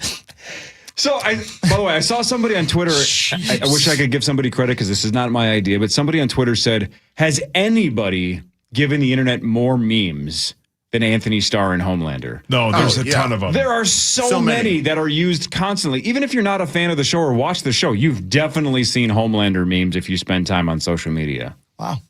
He's everywhere. Yeah, he is everywhere. Did you mention that Craig Robinson was one of the guys? Yeah. Did you know he's playing Acme this month?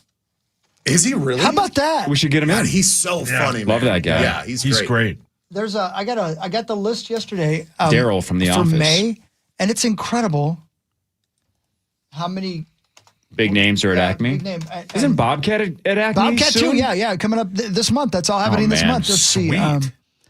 Come on now. Yeah, you guys got to get him on. If anybody from Acme is listening, if Bobcat wants to come in, book it. If Craig Robinson wants to come in, Yeah, he's book there it. May 14th through the 16th. Mike Kaplan's great. Bobcat's Mike's coming there. very funny. Absolutely. That guy's a genius. Elise Cole is great. She's there May 20th. And then Craig Robinson, May 21st through All right. 23rd. How What a about good that? month at Acme. I know. Hell Free yeah. advertising. Doug Stanhope, June 2nd through 3rd. Oh, wow. Yeah, I know. He's like, David Cross Oh, dude. David David Cross. Oh, He's hell great. yeah. is there June 19th through 20th. I mean, they always have big names, but doesn't this seem like an abundance of really big names? Tobias Funke from Arrested Yeah, Development. exactly. One of the Erica all-time Rose, and if you don't know who that is, she's great. Man, that is a good list. Yeah, I know. Yeah. Mark Norman's great. I like him a lot. Oh, Kelsey dude, Cook. Mark's he's- unbelievable. Mark is unbelievable. All these people are coming to Acme this Yeah. year. All these people. Yep, we want Mark on if Acme's listening. Yeah, please bring him in for initials. He's great. done. All right, relax. Yeah. Yeah, take a deep breath, please. No, he's amazing. He's one of my. He He's is great. great. He's basically a Norm descendant, and Oh, is he really? Yeah, Oh, I didn't know that. I had no idea. one of his better jokes in his last special was talking about how his Instagram is all just hot chicks and Norm clips. I saw again, I don't know why this pops up on my algorithm on Instagram, but it did. Mark Norman was on a podcast. I don't know if it was 2 days ago or 3 months ago. You never know how recent it is, but the clip was him on a podcast getting interviewed. And he was talking about when he was starting, I think in New York, and bombing. Like it just was not working.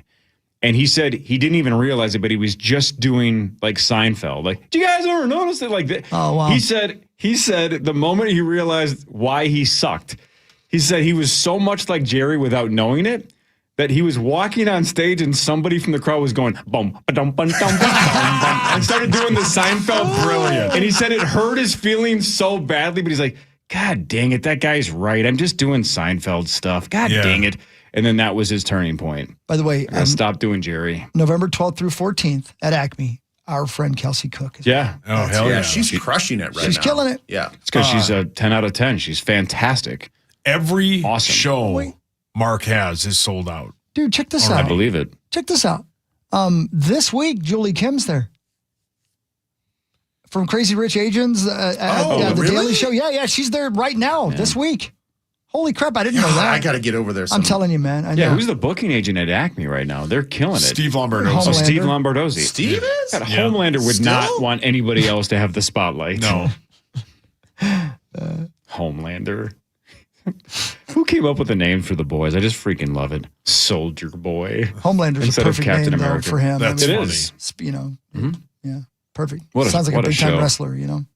Speaking of that, man, you guys got to watch that Hulk Hogan documentary. And let me tell you, does it take a turn for the sad? Oh my God. How many Really? episodes is it? 4. Damn. Yeah, it's real good though, man. It's real good. And it's sad too because you see like what was the guy's Hacksaw Jim Duggan? Yeah, Hacksaw. I think it's Hacksaw. Yeah. And he looks like he's just barely holding on to this motor coil. Oh man. You got hacksawed? Yeah. Oh, Yeah. Hacksaw. Yeah, poor Hacksaw. He broke so many 2x4s over faces and backs. Did you guys, and I missed this because it happened like in the late 90s and I was busy doing other things. Did you guys know Hulk Hogan went bad for a while? Hollywood Yeah, he Hogan? turned heel. I did not. I missed He it. like colored his beard. Yeah, and all I that missed it stuff. completely. I had no idea. That was a huge moment in wrestling. Yeah. I remember that just because wrestling fans were like, they thought that was the one guy that you just could not allow to turn heel. That was just an unwritten rule that Hogan can never turn heel. And then he did. Well, they insinuate that he did it without telling anybody. Interesting. Yeah. I know. Don't you have to run that by Apparently the not. bigwigs? Wasn't that when he joined the NWO? Exactly right, Yeah. God, NWO, that video game was so sweet. Yeah, they had. Really? There was that bit where the entire NWO walks out. It's like Razor Ramon. Yeah. And God, who else? There was like 10 of them. Oh, But then man. like the last one that walked out was Hogan wearing all black, and he had the new kind of like dyed handlebar Yeah, kind when of he was goatee Hollywood thing. Hogan, right, and it was just like, what is happening? Yeah. He's not supposed to wear black and white. He's supposed to wear red and yellow. Well, that's the thing. What's like, going on here? When he debuted it, the NWO guys were like doing a takeover, a hostile takeover in the ring. And suddenly Hulk Hogan comes walking down the thingy and they're like, oh no, here he comes. And people were kind of sick of his act at that point because he was the good guy and people were sick of it. And he got in the ring and started beating on the guy they were beating on with him. And at that moment, he turned into Hollywood Hogan. And the guys, and again, it's a documentary. I don't know why they wouldn't tell the truth about everything if they're telling the truth about most things. The two guys from NWO said we didn't know he was going to do it till that moment. We had no idea. Classic Hogan. How cool is that, though? See, the thing It's a is, good like, documentary, it's it really a is. simple genius move, though. Yeah, right. If it's marketing and longevity and story arc and all that stuff, if you're thinking out ahead, you automatically buy yourself another 10 years. And that's exactly what he did. Yeah, that's exactly right. Because people kind of understand, like, oh my gosh, this is crazy. Then you have that phase where you're the bad guy. Yeah. And then you're like, well, let's just hope that he turns back good because it's Hulk Hogan. Yeah, right. And then he does. And Right. then all of a sudden he's the savior again. And everybody's happy. It's brilliant. Like Homelander. Yeah. Just like Homelander. Yeah. Full Yep. circle. Yep. And it circle. is brilliant because, the whole thing that kind of sullied his name was that he actually admitted taking steroids. And of course the bad guy takes steroids. You know what I mean? So when he becomes the bad guy, he can say, yeah, damn right I took steroids. So what? Yeah. I love it. So what? Can I give you one news story because it matters? Yeah, Of course, yeah. Good. Because this matters. This is KFAN News with Chris Hockey, presented by the St. Paul Saints. Well, you got that right. You got that right. We love our St. Paul Saints. Go to saintsbaseball.com. That would be saintsbaseball.com. They are playing down at CHS Field some baseball tonight. So get on by and see your St. Paul Saints. Saintsbaseball.com. Guys, I would like you to look at this gentleman's face. This sweet old gentleman right here. See his face? Oh, what a nice guy! Sweet old man. 85-year-old dude. Yeah, he probably ate somebody, didn't he? Oh, well, I mean, so to say. Oh, no. Gentleman by the name of Paul Anderson out of Hudson, Minnesota. Mr. Wisconsin, Anderson. Hudson, Wisconsin, I should say. Is accused of trading sex for rent. Hang on, Paul. Quit being so judgy. Hear him out. Now, here's the weird thing. Here's the weird thing. He wasn't the one giving sex. He was receiving it. I know when I showed you the picture, you were thinking, well, that's that guy's got an armadillo in his pants. He's been charged with 7 felony counts, including prostitution. Of receiving it? Yeah, you know what I mean. Like he was buying it. He let ladies stay with him in return for sexy favors. So they got free rent. I see. Right, yeah. He got I see. Yeah. Mr. Anderson. My God. Yeah. The problem is, of course, there's some human trafficking involved as well. Oh, well. Yeah. But I don't know if that's like, I think that's like the charge. They're throwing every charge they possibly can at this gentleman, if you know what I mean. Yeah. But he's so happy in his mugshot. Yeah, he is. He's He's very so happy. He's like, I'm 85. Yeah, he has sex hair. It looks He like does he have just sex hair. had a roll in the hay. Yep, and he's wearing. it's I'm sure Wisconsin. that the company whose T-shirt he's wearing in his mugshot is not happy that their logo is on his chest in this mugshot. No. Let me see it again. Oh, yeah. Yep. Yeah. Hey, can you imagine if he was rocking like an Unreal hooded sweatshirt? Then just a spit take.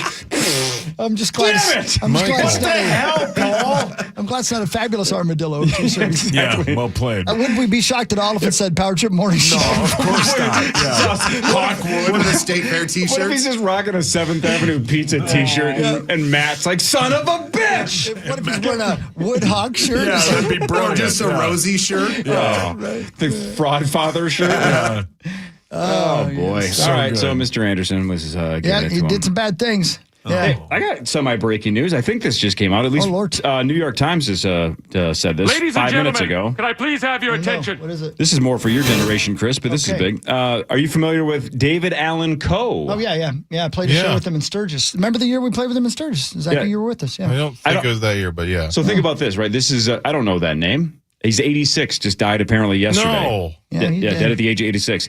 For those of you that don't know that name, Paul, no? Right? Yeah, I know who Oh, he you is. do know. Yeah. Ben, Yeah. you're shaking your Yeah, head? I know him. Oh, Yeah. you do? You guys do all know. I didn't know. Yeah. I didn't know that name. He's the guy who's saying, take this job and shove it. Take this job and shove it. Like, that was his big claim to fame, dead at the age of 86. Oh, man. Yeah. That was, quote, according to Quite the New the York run. Times, the anthem of the outlaw country movement. Yeah, I think he Yeah, I wrote it. feel I don't like know that. that he sang it. Oh, really? Yeah, he wrote it. Yeah. Oh, he wrote it? Yeah. Take this job and shove it. Who sang it? Johnny, no. Paul Anderson from Hudson, Wisconsin? That could have been. Was it Johnny Paycheck? Take something else and shove it. Might have been Johnny Paycheck. Might have been. Yeah, it might have been Johnny Paycheck that sang it. I don't remember. Makes sense if it's talking about jobs to have a guy named Johnny You Paycheck. know, we could probably look this up on the old interwebs. Yeah, if there was only a website where we could just find this out. Yeah, it was Johnny Paycheck. Take this job and shove it. Yeah. Sung by Tanya Tucker and Johnny Paycheck. Isn't there That's the tour bus something else. bit with Johnny Paycheck? He was a disaster, Johnny right? Paycheck was he was a little shorter than me, which is hard to be. That's so hang on. So Tanya Tucker saying, "Would you lay with me?" That was apparently David Allen Coe as well. That sounds right. And then Johnny Paycheck saying, "Take this job and shove it" in 1977. Does that sound right? That's exactly right. That Damn. was the hit. Yeah, they made a movie out and everything. There were some problematic things about David Allen Coe. Is that right? Yeah, he also wrote that there's a song, "Get Off the Stage, you darn dang, get off." Pee me off, blanking jerk, get on my nerves. Oh, yeah. You know that song? Yeah, that's him. You Never Even Call Me By My Name is one of my favorites. Even call me by my name. Yep. Got good tune, man. ran over by. Yeah, no. Yep. Oh, country music. Yeah, country That's music the back in the grandma day. got run over by a reindeer? Is that what the... No, it's you'd know if you heard it. I bet you heard it in the kitchen when you were growing up. Man. Yeah, I heard it in my grandpa's truck driving down the road a lot. You know. Yeah. Your grandpa loved Johnny Paycheck. Well, my grandpa loved getting paychecks. Yeah. And he also would have definitely traded sex for rent. Yeah, your grandfather had an apartment building in Hudson. Your grandpa's name was Willie Turn something loose. Yeah. What is it about good sex that always makes me have to take crap? Oh, man. Yeah. Kingpin, Billy man. Moly. So good. Man, they don't make movies like Kingpin. No, anymore. they do not. What a home run that movie So is. good. Ugh. That was the news. All right, Thank so you, I'll St. do Paul Saints. sports in a second. Hey, Ben, can you stick around till 8:40? The full 8:40 or what? Yeah. I got team codes again. Ben, we haven't played it with Ben. Oh, we sweet. played it with Marnie. We played it with Nice. Bonus. Have you heard this game yet? If Team not- codes? Yeah, I'll explain it later. Yeah, I think I heard. Yeah, I just didn't know the title of it. Yeah, we'll play it with you All right. at like 8:20. This is the Power Trip Morning Show on the Fan. The Wolves look to close out the Nuggets tonight.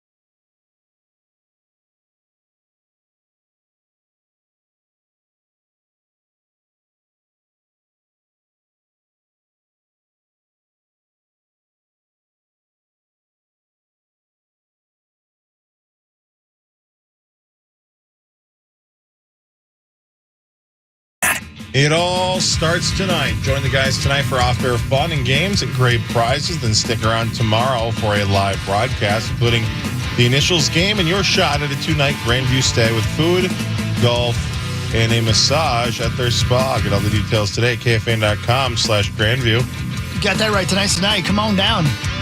And come on down. Meat Sauce, Paul Lambert. It's time for Fan 5 on the Power Trip.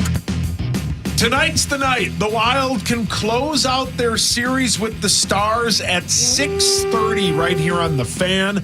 I would guess there is a 6 o'clock pregame, Sacco. No. Oh, okay, Corey. I guess Corey Provis knows. Your Wild lead the series 3-2, and they are a slight favorite at minus 122 on the money line. Yeah, that's about right. I think, the Wild definitely slight favorites, but you can really never be a heavy favorite in this series. We've seen it's basically the Wild 5-on-5 squad versus the Dallas power play, and thankfully for the Wild, it's been working out pretty well for them with that series lead now and an opportunity to close it out. I think they could still win in Game 7 if they do fall tonight, but I think the bigger consequences if they do go back to Dallas, that's less rest for the Wild and more rest for the Colorado Avalanche, who are not so eagerly awaiting whoever wins, because whoever does win is going to be at least 5, 6, 7, 8 days less rest than them. So we got to get this series done as fast as possible. Get to Denver, and you're on your own after that. Well, again, this is going to be an interesting game tonight because Jamie Benn obviously has to be hurting from that hefty fine. Yeah, he must of be in trouble. $2,604.17, which is the maximum allowable under the CBA, and that money goes to the Players Emergency Assistance Fund. So he cross-checks Ryan Hartman in the back of the head. Very dangerous. Yes. It's going to help with an emergency that a player is going to experience, perhaps like a hangnail or... Yes. Yeah, or getting so checked from he was behind. fined $2,600. Yeah. $4.17. Yeah. As female star in Florida would say, put me down for 2. Right. Mm-hmm. Yeah. He got his money's worth on that, so Tell you that's what, too bad. refs, don't blank us tonight. Yeah. We're the better team. Yeah, man. Don't give them 75,000 different power plays. Yeah, they kill us on that. And Hate don't that. fall for the Jamie Benn bait. Yeah. Right, that's on the Wild. Don't fall for the bait. Yeah. He's going to be bait you. electric, though. Don't fall in love with the dreamer either. So, stupid question. I'm sure you guys have talked about this before, but has that been a very like intentional strategy by Dallas to do that to us? Yeah. I mean, especially that's not the way they played during the season, or it is?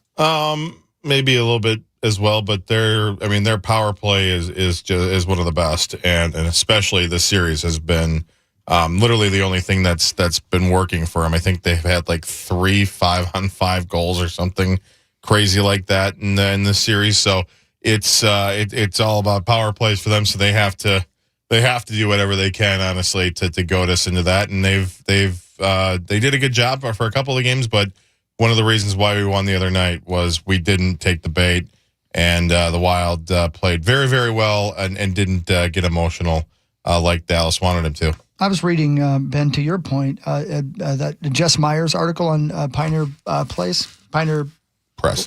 Thank you. Pioneer Place where I play in St. Cloud. Sorry. Anyway, he was talking about that exact thing with Hartman. Like, they specifically go after him to get him to retaliate because he does that all the time. But he's been super cool and not been acting like that, right? Is that right, Zacho? Yeah, and Russo's talked about this too with if Hartman's the one delivering that cross check to the head on Ben, he probably gets suspended. Where for some reason Ben gets not even a slap on the wrist, like a little touch, kiss? couple of fingers, little butterfly kisses. Yeah. Actually, that butterfly kiss is a perfect example. That's what $2,000 for whatever he's making is to him. So, Hartman's been very, very good. And especially, that was a problem. That's been a problem up until I think the last couple of years, really, where he has been emotional. He has, retaliated, but recently he has turned that around. He has become a much better player, both skill-wise, emotional-wise, And he is a major reason why we are in the position that the Wild are in right now.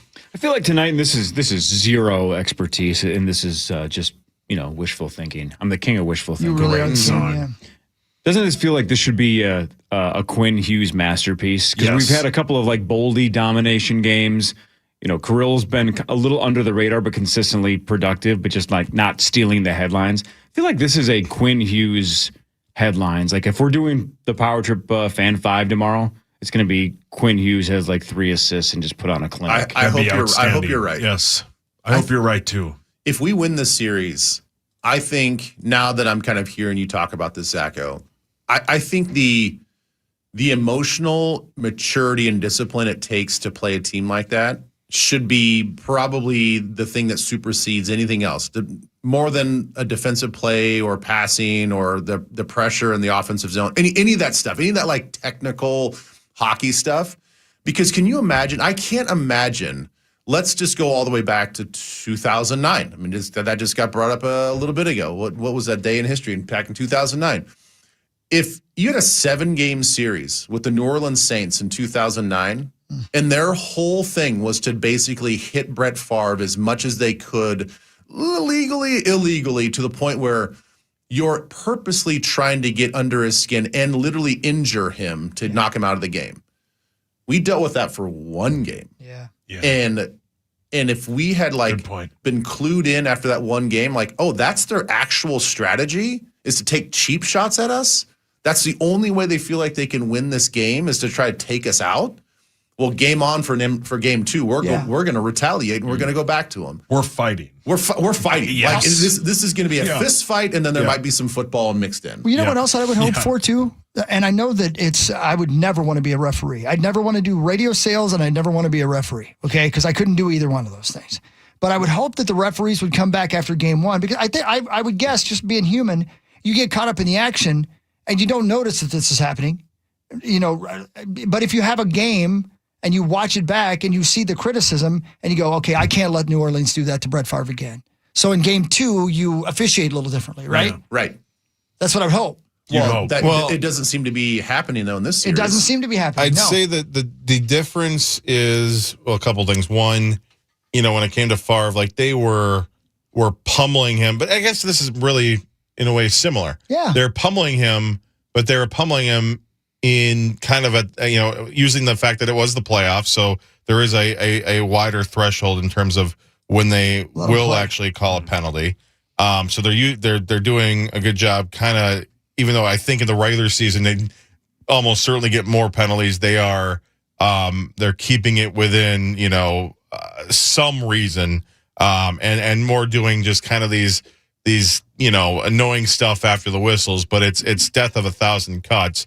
And every time there's any sort, with hockey in general, there's always a little skirmish after the goalie covers up the puck and then the guys get together, whatever. Yeah. But they're doing, it's the stuff that, like, and Jamie Benn, this is why he has been his name just keeps coming up. He is so good at making sure the officials don't see the bad stuff he's doing. He is the one who, slew-footed Boldy and try to hurt him.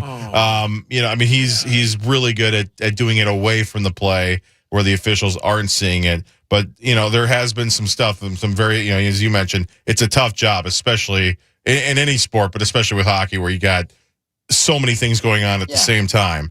And I know that the officials do, like in the intermissions, they have iPads that have highlights from the period, and they will notice that. And we did see that as the series has gone on, where Ben did get that penalty late in the third, game 2 or whatever, where they have been noticing it more, but the problem is they have to notice it to call it, and the Stars have been pretty good at doing it behind their backs. But does the NHL not have the same fine system that the NFL has, where you can fine people post-game by whether they review the film? And I know that there's not as much time in between a series game, but they will get FedEx fines on a Wednesday because they just went and watched the tape on Monday and Tuesday, and they're like, that play away from that foul away from the play that wasn't caught by the officials, that's actually a finable offense. They don't do that in the NHL. Well, they did it with Ben here.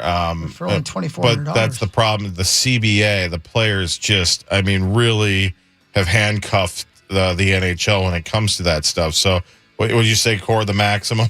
Yeah, that was the maximum amount, $26.04 Yeah. and 17 cents. So that's really more on the players. The NHL, I think, I'd like to think that they would be more, strict on that stuff and would hand out more fines, but their hands are tied. I will say, though, there's been 2-3 other opportunities for them to fine Ben this series, and it's nice to finally see them do it. But to your credit, or to your point, I should say, Ben, this is something that needs to happen more, and maybe with a new CBA at some point they can do that.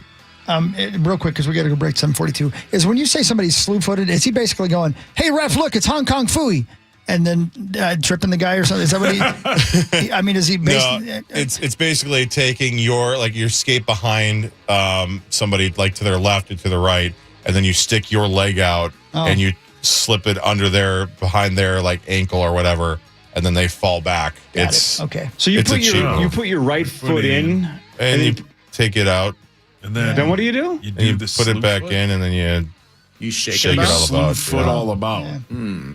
That's what I Abbott watch has. more hockey. Yeah. Abbott has a horrible slew foot. Yeah, but what they say, shake it more than once, you're playing with yourself. Yeah, that's what they tell you every time you go into the bathroom. Oh, Billy. Vikings news is next. Power Trip Morning Show on the Fan.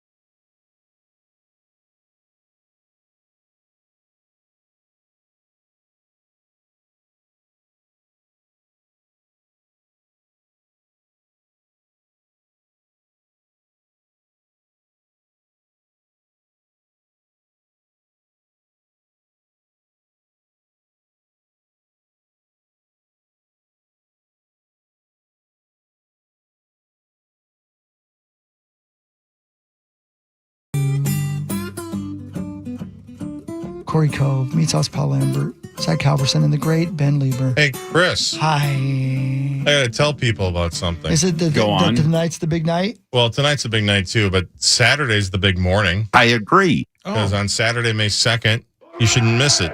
It's KFAN's Chris Hockey at Aquarius Home Service in Little Canada. Stop by their Customer Appreciation Open House, enjoy great food, and check out the incredible savings from 10:30 to 12:30. I can't wait. KFAN.com, keyword calendar. I love the people down at Aquarius. I'm looking forward to it. Come on down, say hi. They're getting great deals, and there's food, and there's fun for the whole family. 10:30 till 12:30, and then I jump in my car and drive as fast as I can because I have to get to Detroit Lakes to play a gig that night. It's going to be a super fun day. I'm excited. Wow, Mel sounds pumped. He loves Aquarius Home Services and his Connecticut water treatment system. Yeah, Planet 10 Plus. Wow, okay, Mel. And he'd also like to see you play a concert in the Detroit Lakes sometime. I bet he would. I bet he would. I'm a traveling man. I make a lot of stops. Ladies and gentlemen. You're always on the go. I am. I got to keep moving because if I don't, I hear voices. That says, get off your A. Yeah, that's not what they say. Casino. Yeah, no, they say that sometimes. Most of the time they say, keep your hands to yourself. Yeah, they don't tell me that. They should tell me that. They don't. Vikings news. It's time for Vikings news on the Power Trip, presented by Redco, your truck accessory pro store. Ben, see if you can get this. CBS Sports did the best value pick for every team. Drugstore. Ooh. So it's just somebody's opinion, right? It's just one guy's opinion. Yeah, it's like draft grades. Yeah, exactly. It's a waste of time, but I just wanted to see if you nailed it. CBS Sports said the Minnesota Vikings, the best pick for the value was who? Probably the linebacker out of Cincinnati. I bet it was the Ooh, no. Let me the guess. running back out of that'd be my guess. As a Wake Forest. Yeah. No. Stephen F. Austin? Stephen F. Austin guy? Nope. Well, son of a bitch. Oh, the the tackle out of safety. Northwestern. Exactly. Yeah, they say Caleb Tiernan in round 3. Tiernan was at the top of that second tier of offensive tackles in the personnel rankings. Personal rankings, not personnel, personal rankings. Maybe his personal rankings? Yeah, maybe his personal rankings. He is smart, technically refined lineman who should bring value as a swing tackle early in his career. Yeah. So, I don't know. I heard the same thing. Right after we drafted him, a lot of people were saying, like, he was a second-round graded guy that we got for tremendous value.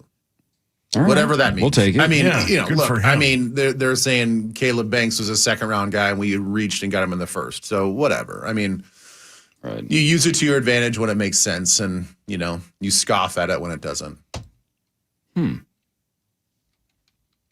Scoff.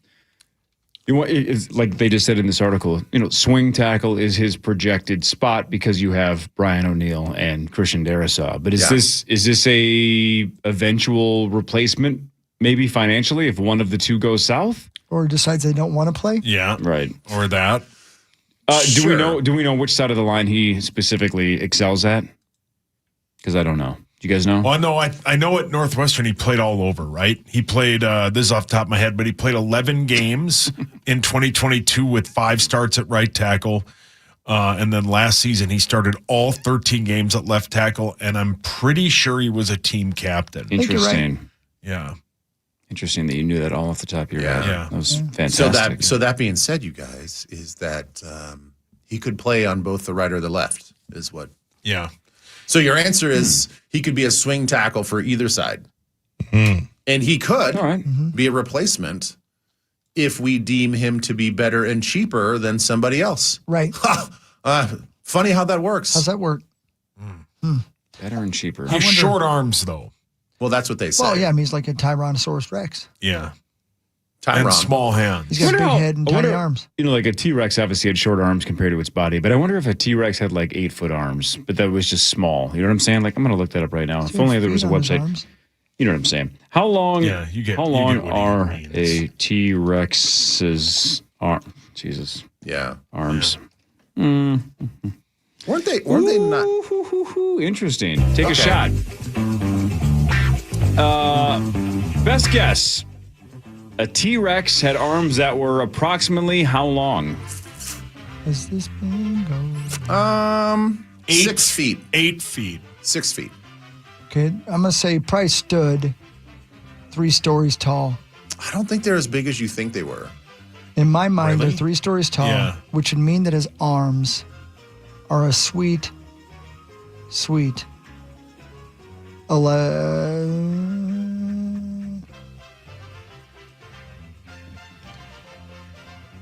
11 feet. A T-Rex could be up to 40 feet tall. Okay. Jeez. Wow. All right. You're right. Their arms, though, roughly the same length as a human arm, around 3 Oh my God. feet. That's the greatest about it. My Are you kidding me? 3 That's feet. so great.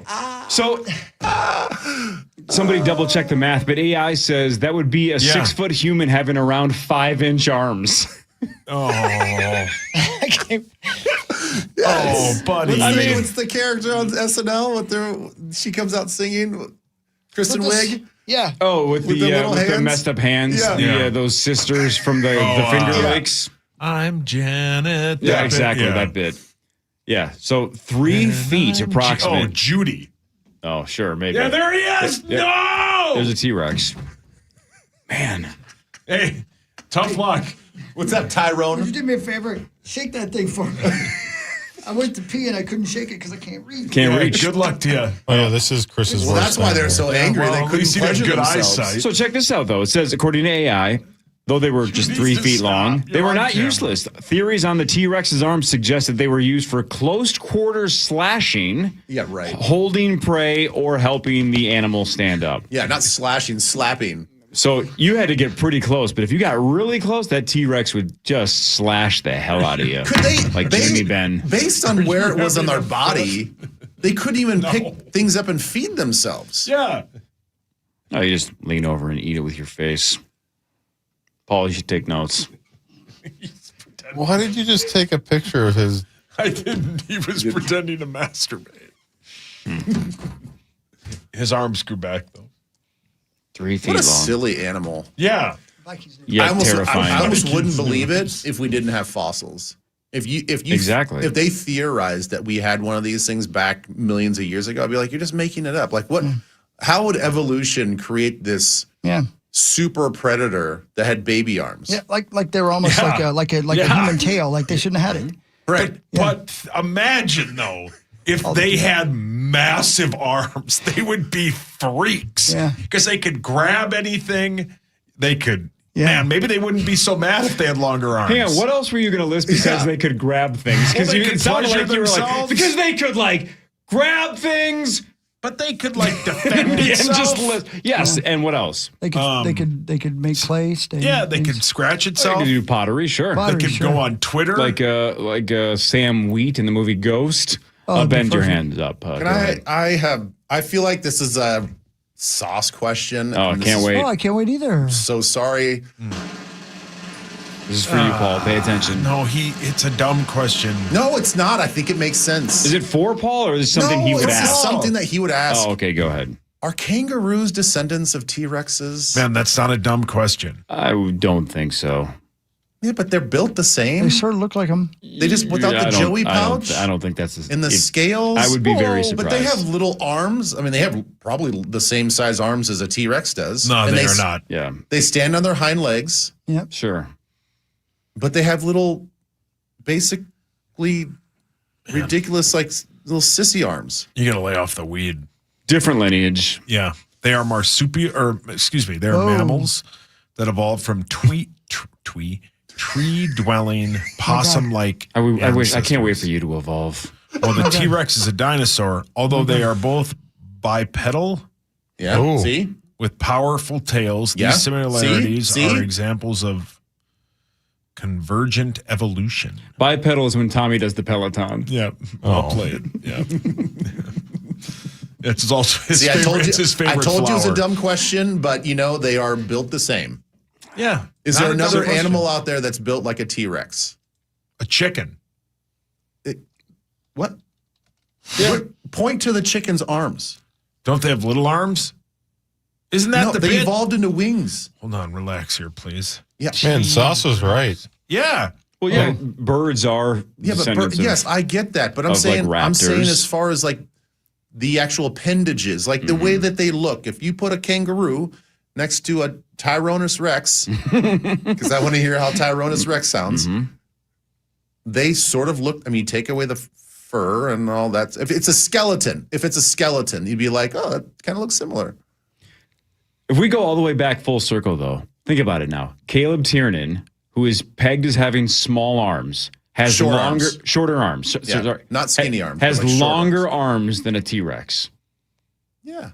He's fine. He's fine. If a T-Rex was an offensive lineman for the Minnesota Vikings, we would crap our pants and go, how are you going to get past that? You it's can't. a freaking T-Rex. Bang a gong. This guy's got longer. Exactly. This guy's got longer arms. Genius. We're fine. Longer arms than a T-Rex. And more versatile. Because T-Rexes can just pick up things. Yeah. They're dangerous because they can pick up things. This guy can do a lot of things. He could probably do yard work. He could probably do a Sudoku. Listen, Tom Rex, you're playing great, but stop eating people. Yeah, please stop. Please. And do you, in fact, have a pouch? Ben Lieber wants to know. Yeah. Pouch. Man, it'd be cool to have a pouch. You would love it. Yeah. Just like, put your phone in there and stuff and like your spare change and your credit cards and whatnot. I mean, they're called fanny packs. You can wear one. I'm not doing that. I want a permanent one. pouch, for like it's like a baby Bjorn, too. Sauce has got a permanent pouch. What a weird animal, man. All marsupials are weird. They're like little aliens. And they kick ass, too. Yeah. Like, they literally will punch you in the face. Well, Kangaroos are ill-tempered. They had it coming. They really are. Well, they live in Australia. I mean, yes, everything in Australia is You got to be ready to ill-tempered. fight. You got to be ready to fight, especially tiny arms. Yeah, especially drunk ones. Yeah, because there's a snake ready to eat you. Yeah, man. Sauce, you have longer arms than a T-Rex. I don't know. I have pretty short arms. But it's close. Yeah, that's the same size head. The king of all reptiles or whatever, right? Like, he was the original OG. Yeah. He'd kick your ass. But maybe not in an arm wrestling contest. No, probably not. Maybe probably not. Doesn't have any strength. Hey, can we show Ben the picture from the lady in Florida and see his reaction? Oh, the one that looks like Star. Female Mike Morris, yeah. I'm going to text you right now. I want to see I'm it. going to text All you right, right live now. reaction. Yeah. All right. Hold on. It's coming at you, Ben. Hold on. I can't wait to see if you agree with us because I know you're going to because it's undeniable. Turn the music off. Okay, waiting. It's on its way right now. Waiting. Oh, wait, here we go. Tell me it doesn't. See? Tell me it doesn't. It's Morris with a wig. Morris is better looking than this guy, gal or guy, but yeah. It does look like his sister. Tell me it doesn't. They're total blood related. They have to No be. nuts. That's crazy. That's crazy, It's isn't like it? Star in a wig. I know. Put long hair on him. Yeah. I mean, why are you putting him beside Ben? That ain't fair. Or her, I mean. Why are you putting her beside Ben? It's Michelle Morris. Yeah, Look at her. brilliant. Yeah. And she did what again? She was defecating everywhere? Oh, she won't stop. Yeah, She's won't got stop. a problem. She loves rubbing it all over the place. And On the side of a car. And by the way, she didn't do it inside and then bring it outside. She did it in her front yard and then started rubbing it on things. God, what a jawline. Multi. That's what I'm saying, man. Like stars. Definitely has hit the weights. No doubt about it. Oh, yeah. Yeah. Like Star. Yeah. Fan 5 in a second. We'll play the team code game in about 20 minutes with Ben. We'll see. I think Ben's going to be good at this game. Seems like a game Ben would be good at. More of the Power Trip Morning Show after this on the Fan. From the 1-800 Ask Gary Traffic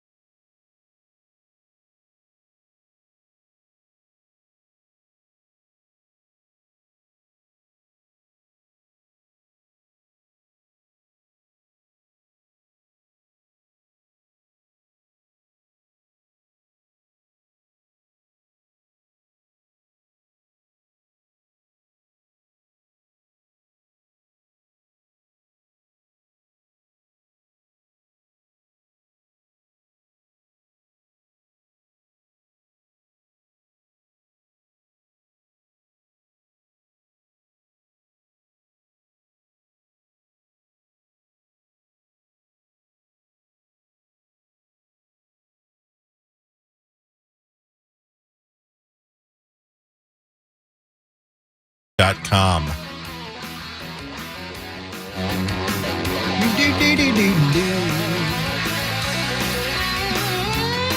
the final hour of today's Power Trip Morning Show. But don't be sad. There's more to come. There's more to come tonight at Grandview, 7 to 9. Tomorrow, 5:30 to 9 at Grandview live show. It's free. Yeah. Hell yeah, man. Come As see far us. as Come we hang. know, we will be here for a while. I'll be here a while. Yeah. Sounds fun, you guys. Have fun tonight and Thanks. tomorrow. I agree. We're going to Wang Chung tonight, you know? Yeah. Yeah. Hell yeah. Hello! Hi. Hey. Hi, buddy. Gonna be good to Huey. see you. Everybody have fun tonight. Real quick, since a quick little lull in the show there, took the pregnant pause, and I'm just gonna take it and run with it. Jump it. Happy birthday to my little guy Wells. Happy birthday, Wellesley. Is what, He's 12? 12 today. 12. Yeah. So little Wellesley and little Harper, they have yet to meet up, but I think they're going to be fast friends. They might be. They might you never be. know. They're almost literally the same age. Yeah. Exactly. So anyway, so happy birthday to him. The reason why I was a little bit late is because it is our tradition in our household. We don't do cakes. We do donuts. Love that. And so I had to Where'd wait. you go? Jarry's? Oh, you went to Jerry's. Yeah. You ran out of sauce. I know. It took all the years that we lived in the same neighborhood. We never met at Jerry's until the other day. Now he's moving. And now he's moving. What's Wells's donut of choice? Well, they have those like Texas-sized donuts, the giant ones. Hell yeah. And so I always have to get there right when they open at 6 so I can make sure that I secure one of the Texas donuts. That's a huge bitch. Good for you. Yeah, so I had to go run that errand and then... Wellesley, it's your birthday, but come on. Yeah. Oh, yeah. Well, the donut, not Wells. Wellesley would eat both. I mean, he's gonna crush that donut. You shouldn't cuss in Jerry's like that. Yeah. Yelling. Yeah. So anyway. Happy birthday to Wells. Dude, that's great. Yeah. Yeah. Hell yeah. Enjoy it, dude. It's Yeah. the best in the world. I'm gonna take him to get his first set of golf clubs tonight. Oh. Wow. Yeah. That's cool, man. That's awesome. Your kids have cool names. They got cool Yeah. names, man. Yeah, You thanks. guys made some good choices. Yeah. Thanks. So do yours. So does Hawks. Yeah, but I'm just saying, but the most obscure names in this group is the Lieber family names. Yeah. But Yeah. when you go way off the map 3 times, you might probably miss at least one where you're like, geez, you might want that one back. But I think you're 3 for 3. Like, they have thank all you. held up. You know what I'm saying? Yeah. Like, you could look back and go, wow, Ames was really cool. That was a nice name. Witten's an interesting one. But then we named him, like, you know, Boombox. You know what I'm saying? It's like, why did we think Boombox was going to catch on? But Wells is super cool. Paul, your hands up. Do you know all of Lieber's kids' names? Because he's a famous former football That's the only player. reason I know. Yeah. Why would I remember Yeah. anybody else's kids' names if they're not Do you know famous? mine? It's not Leo. Hang on. I know this. Starts with an L, right? Yeah. Launchpad? Lipstick. Nope. Launchpad? No, that's your neighbor. Loggers Trail? No. It's, Lombardozzi? It's Louis. Oh. Well, that's not very interesting. His It's name's like a Louis Lambertozzi. Brilliant. Just like a guy's name. Hold on. I do. That's really good. Go show Chris this. He'll laugh. Oh my God. Oh, boy.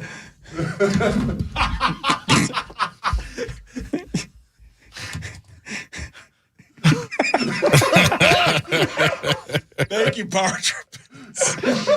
Oh, boy. Oh my God. We need one that says, is that right? Oh, yeah. Is that right would be One of way us. better. Is that right?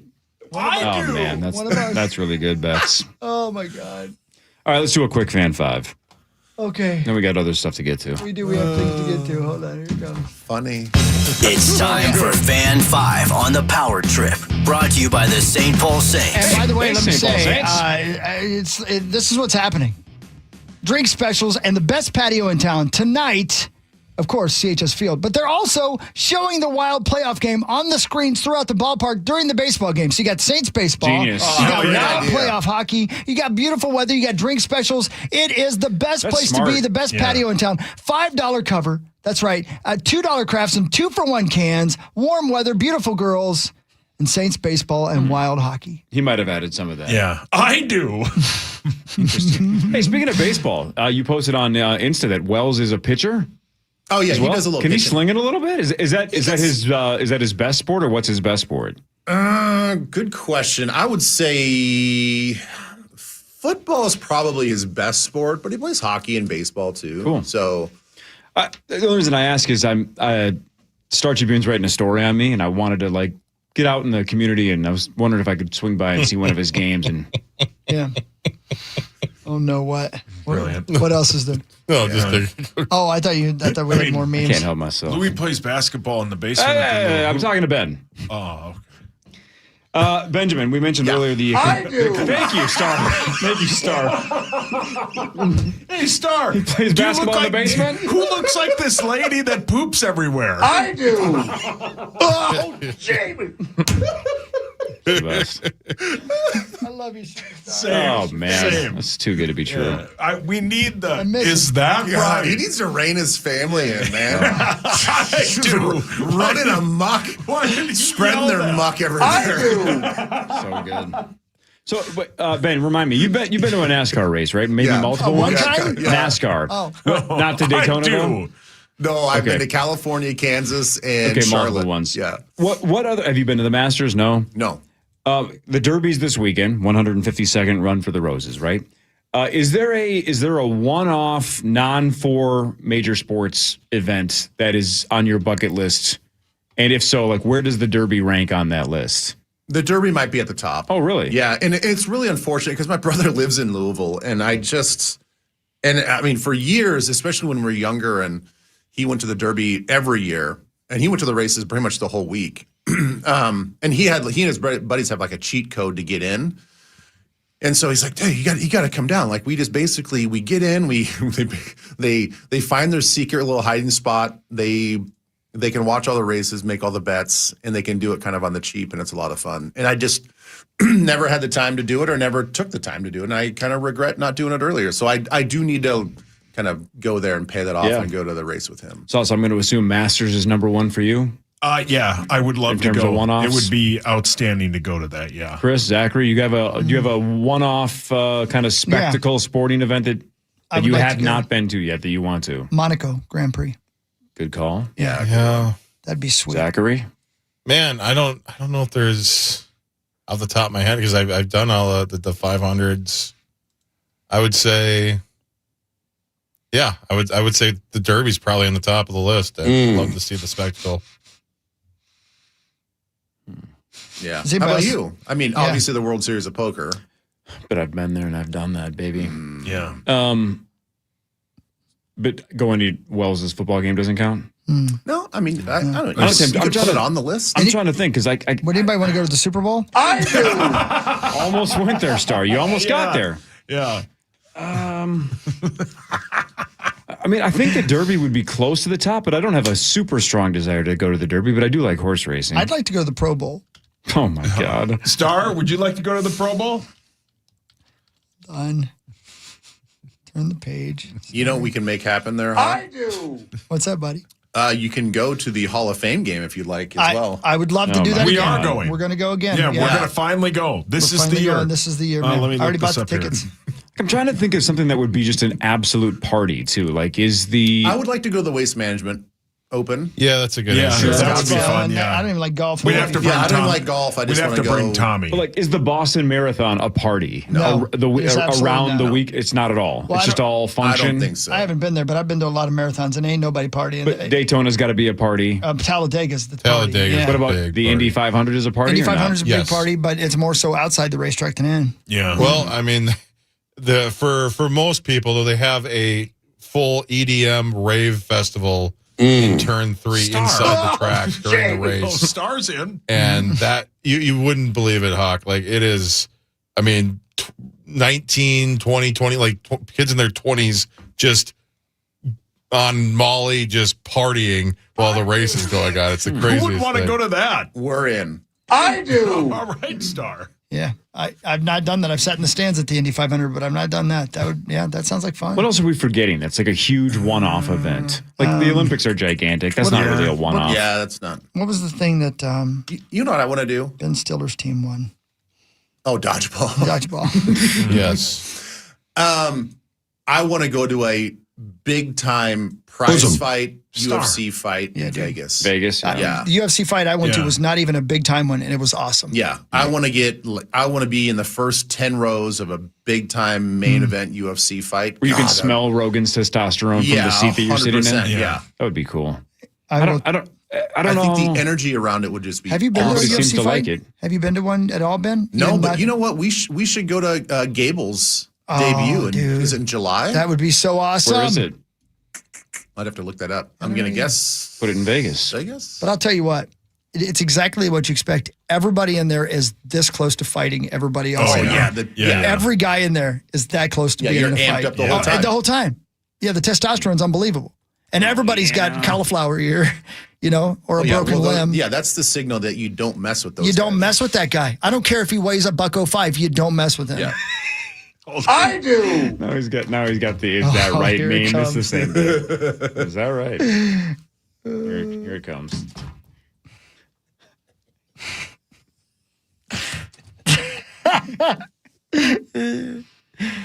That just needs to be a thing forever. So the weekend that you guys are in Vegas in November, Yeah. We haven't announced it yet. We haven't announced it yet. But it's all right. That's okay. Go Don't on. worry about it. They don't know the weekend, do they? Yeah, we they don't know yet. the weekend. Yeah, sorry about that. That's okay, baby. Once we announce that, Oh, my God. I'm hoping to. I need to look up what's going on that Sure weekend. thing. Yes, sir. And see if there's something like bucket listy that I need to do. Might be multiple bucket listy things you can do there. I missed it. You I was showing get hot my memes. drift. We will see. That's right. Yeah, we should start talking about that pretty soon. By the way, gonna happen. Yeah, pretty soon. All right, let's try team codes with Ben when we get back. All right, I think we'll do Ben's going to that. be good at this game. Obviously, again, that was Fan 5. Wild tonight at 6:30 against the Stars. Wolves at 8:30 against the Denver Nuggets. Both teams can close this thing out. Let's go 2 for 2. Shall we go 2 for 2? What are we doing? We're doing I don't know. We're just. Why not? Yeah, I we mean, need to make predictions. Are we going 1 for 1, 2 for 2? What are we doing? I think we're here? going No? 1 for 2. 1 for I think the Wild close it out. I think the Wild I win think the tonight. Wolves are just It's over. Same. undermanned. It's over, huh? Yep. Be super cool if they shocked us and won. Yep. But I think they're rightfully underdogs in both the game and the series because when you don't have Ant and DiVincenzo, you have zero margin for error. You have to have everything go your way. Correct. My So only it's possible. It's My just only unlikely. hope, though, from watching the last Timberwolves game, is all those turnovers that we had. Yeah. They seemed very self-inflicted. Agreed. Yeah, clean it up at home. They Right? So it decided wasn't- going into that game they were going to lose. Yeah, That's what it looked like. I think that their daubers down a little bit. And I know everybody's been saying this for 48 hours, but I think this is the right take. I think the Wolves know this is their last chance. Yeah. I think Yes. they know if they go back to Denver, they're getting boat raced. So it's like you got to put all your chips in the middle tonight. This has to be a game 7 mentality. You have to think if we lose this, we're toast. So let's Correct. just go for it. So Well it's got to be said. Corey? all the cards on the table tonight at Target Center. Yes, sir. My 25 to your 100 that we win both games tonight.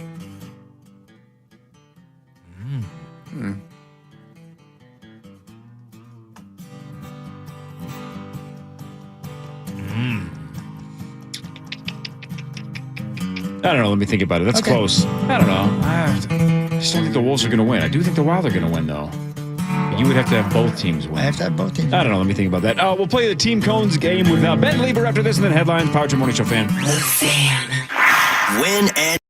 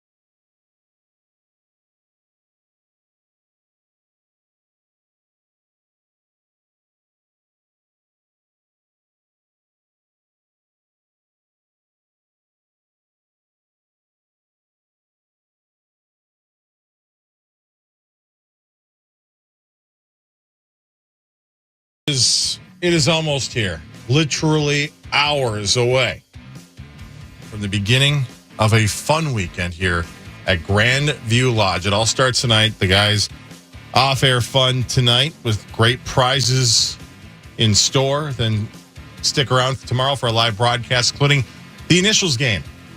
And you're shot at a 2-night Grandview stay with food, golf, and massage at their spa. The details at KFAN.com/Grandview. Yes, sir. All right. You guys Can't ready? wait. Hey, by the way, I've got Derek Schar on my text right now. Should I ask him to bring in Bobby Finchstock for a Saints game? Yeah. Coach Finchstock? Didn't you say he's like 80-something? Yeah, he's like 86. He's like 86. Think it'd be sad? I wonder if it's... That might be pushing it. You're right. And he doesn't have enough breasts. What? No, you know what I mean. Remember all of his asks? Chris was basically asking for all the 80s hair glam metal video gals last year. Oh, yeah. What was the one he wanted? Like Tawny Katane. Is she still with us? No, she passed. Oh, man. Well, then she's going to be hard to book. Yeah, I know. Going to be hard to book. Too late. All right. So we've tried this game a couple of times with like Bonus and Marnie. Let's try it with Ben. Ben, you know how teams have 3-letter codes like in the standings? Like we did this with the Anaheim Ducks. Oh, Star. Because they were in town. Yep. Their 3-letter team code is ANA. Yep. The Denver Nuggets were team 2, and we used DEN. Sauce, you get this game, right? So Kansas. Exactly. So I have 20 words that at some point in the word have 3 letters consecutively. You can start with the word, middle of the word, end of the word. The Twins, starting tonight, take on the Toronto Blue Jays. The team code for Toronto is, of course... TOR. TOR. So all 20 answers will have TOR consecutively. Paul, that's the key. I think I got it. Somewhere in the world. Third time's a charm, man. So, Ben, you don't have to yell out your name. Star, do you get it? I do. Is that right? Is that right? Yes. You don't yell out your name. You just yell out the answer. We just race to see who gets it first. Gotcha. Paul, you get this game, right? You understand. Yeah. Got it. All right, here we go. TOR, all 20. Here's number 1. Strange, Quinn, Pepper, Seuss. Doctor. Dr. Sauce, yes. Oh, there we go. All Okay. 4 are doctors. Doctor. Sauce, you get this game. You're So on the board. far. 1-0 Sauce. Kiss it. Number 2. What we do in life echoes in eternity.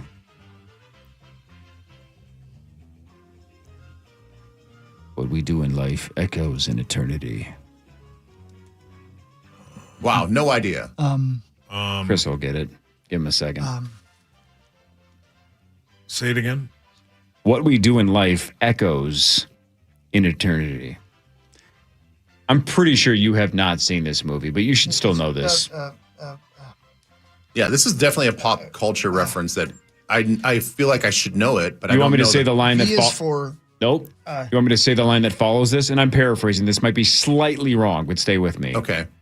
I will have my vengeance in this life or the next. Yeah, that's Gladiator. Gladiator. All right, Chris is on the board. Yeah, That's there you go. Gladiator. See, it ends in TOR. Yeah.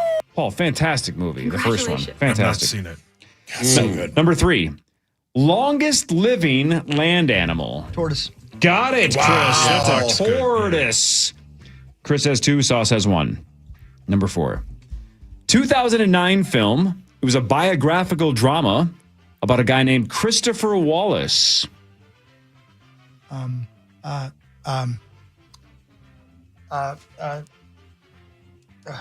2009 film. Ben. I don't know the name Ben, of you it. just yell it out. Oh yeah, Notorious. Notorious, exactly. That was a Notorious B.I.G. movie. Yeah. Yeah. Christopher Wallace was the Notorious B.I.G. It was called Notorious. Ben's on the board. Hawk has 2. Sauce has 1. Ben has 1. All right, number 5. A branch of knowledge that records and explains past events.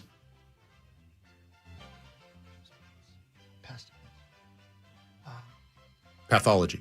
No. No. That doesn't make any sense. Branch of knowledge that records and explains past events. History. History. History. Zach was Oh, first. gosh, That's there we just go. history. Yeah. Simple as I that. was History. overthinking it, son of a... All right, so everybody on the board. Hawk has 2. Zach, Sauce, Ben each have 1. Number 6. Was in Greece in November of 2025. In Milan on February 6, 2026. was in Greece in November of 25. Torch, yes, Ben. Ben. Really? Well done, That was the Ben. Olympic That was really good. T-O-R, torch. Yes, those I are was the three gonna letters. say Rosen. Very good, Benjamin. All right, that was torch. That was number 6. Ben and Chris both have 2. Zach and Sauce each have 1. Number 7. McConnell, Warren, Booker, Graham. Senator. Yes, Yeah. Chris. Those are all current Good job. U.S. senators. Very good. Chris has 3. Ben has 2. You guys have 1. Number 8. Underwater weapon. Torpedo. Torpedo, Zachary. Yes. Very good. Zach gets point number 2. 3 for Hawk, 2 for Ben, 2 for Zach, 1 for Sauce. Number 9. In a 1989 rock song, there was love in this. Elevator. Elevator. Sauce, that was very fast. Great song. Yep. All right, we're almost halfway through. Hawk has 3, everybody else has 2. Number 10. Nolan Cameron Eastwood. Christopher. No. I think Chris said it. Say it again. Director. Yeah, those are all directors, exactly. Directors, and we're halfway through. Chris has 4, everybody else has 2. Good job. Number 11. One-time champions founded in 95. Toronto. No.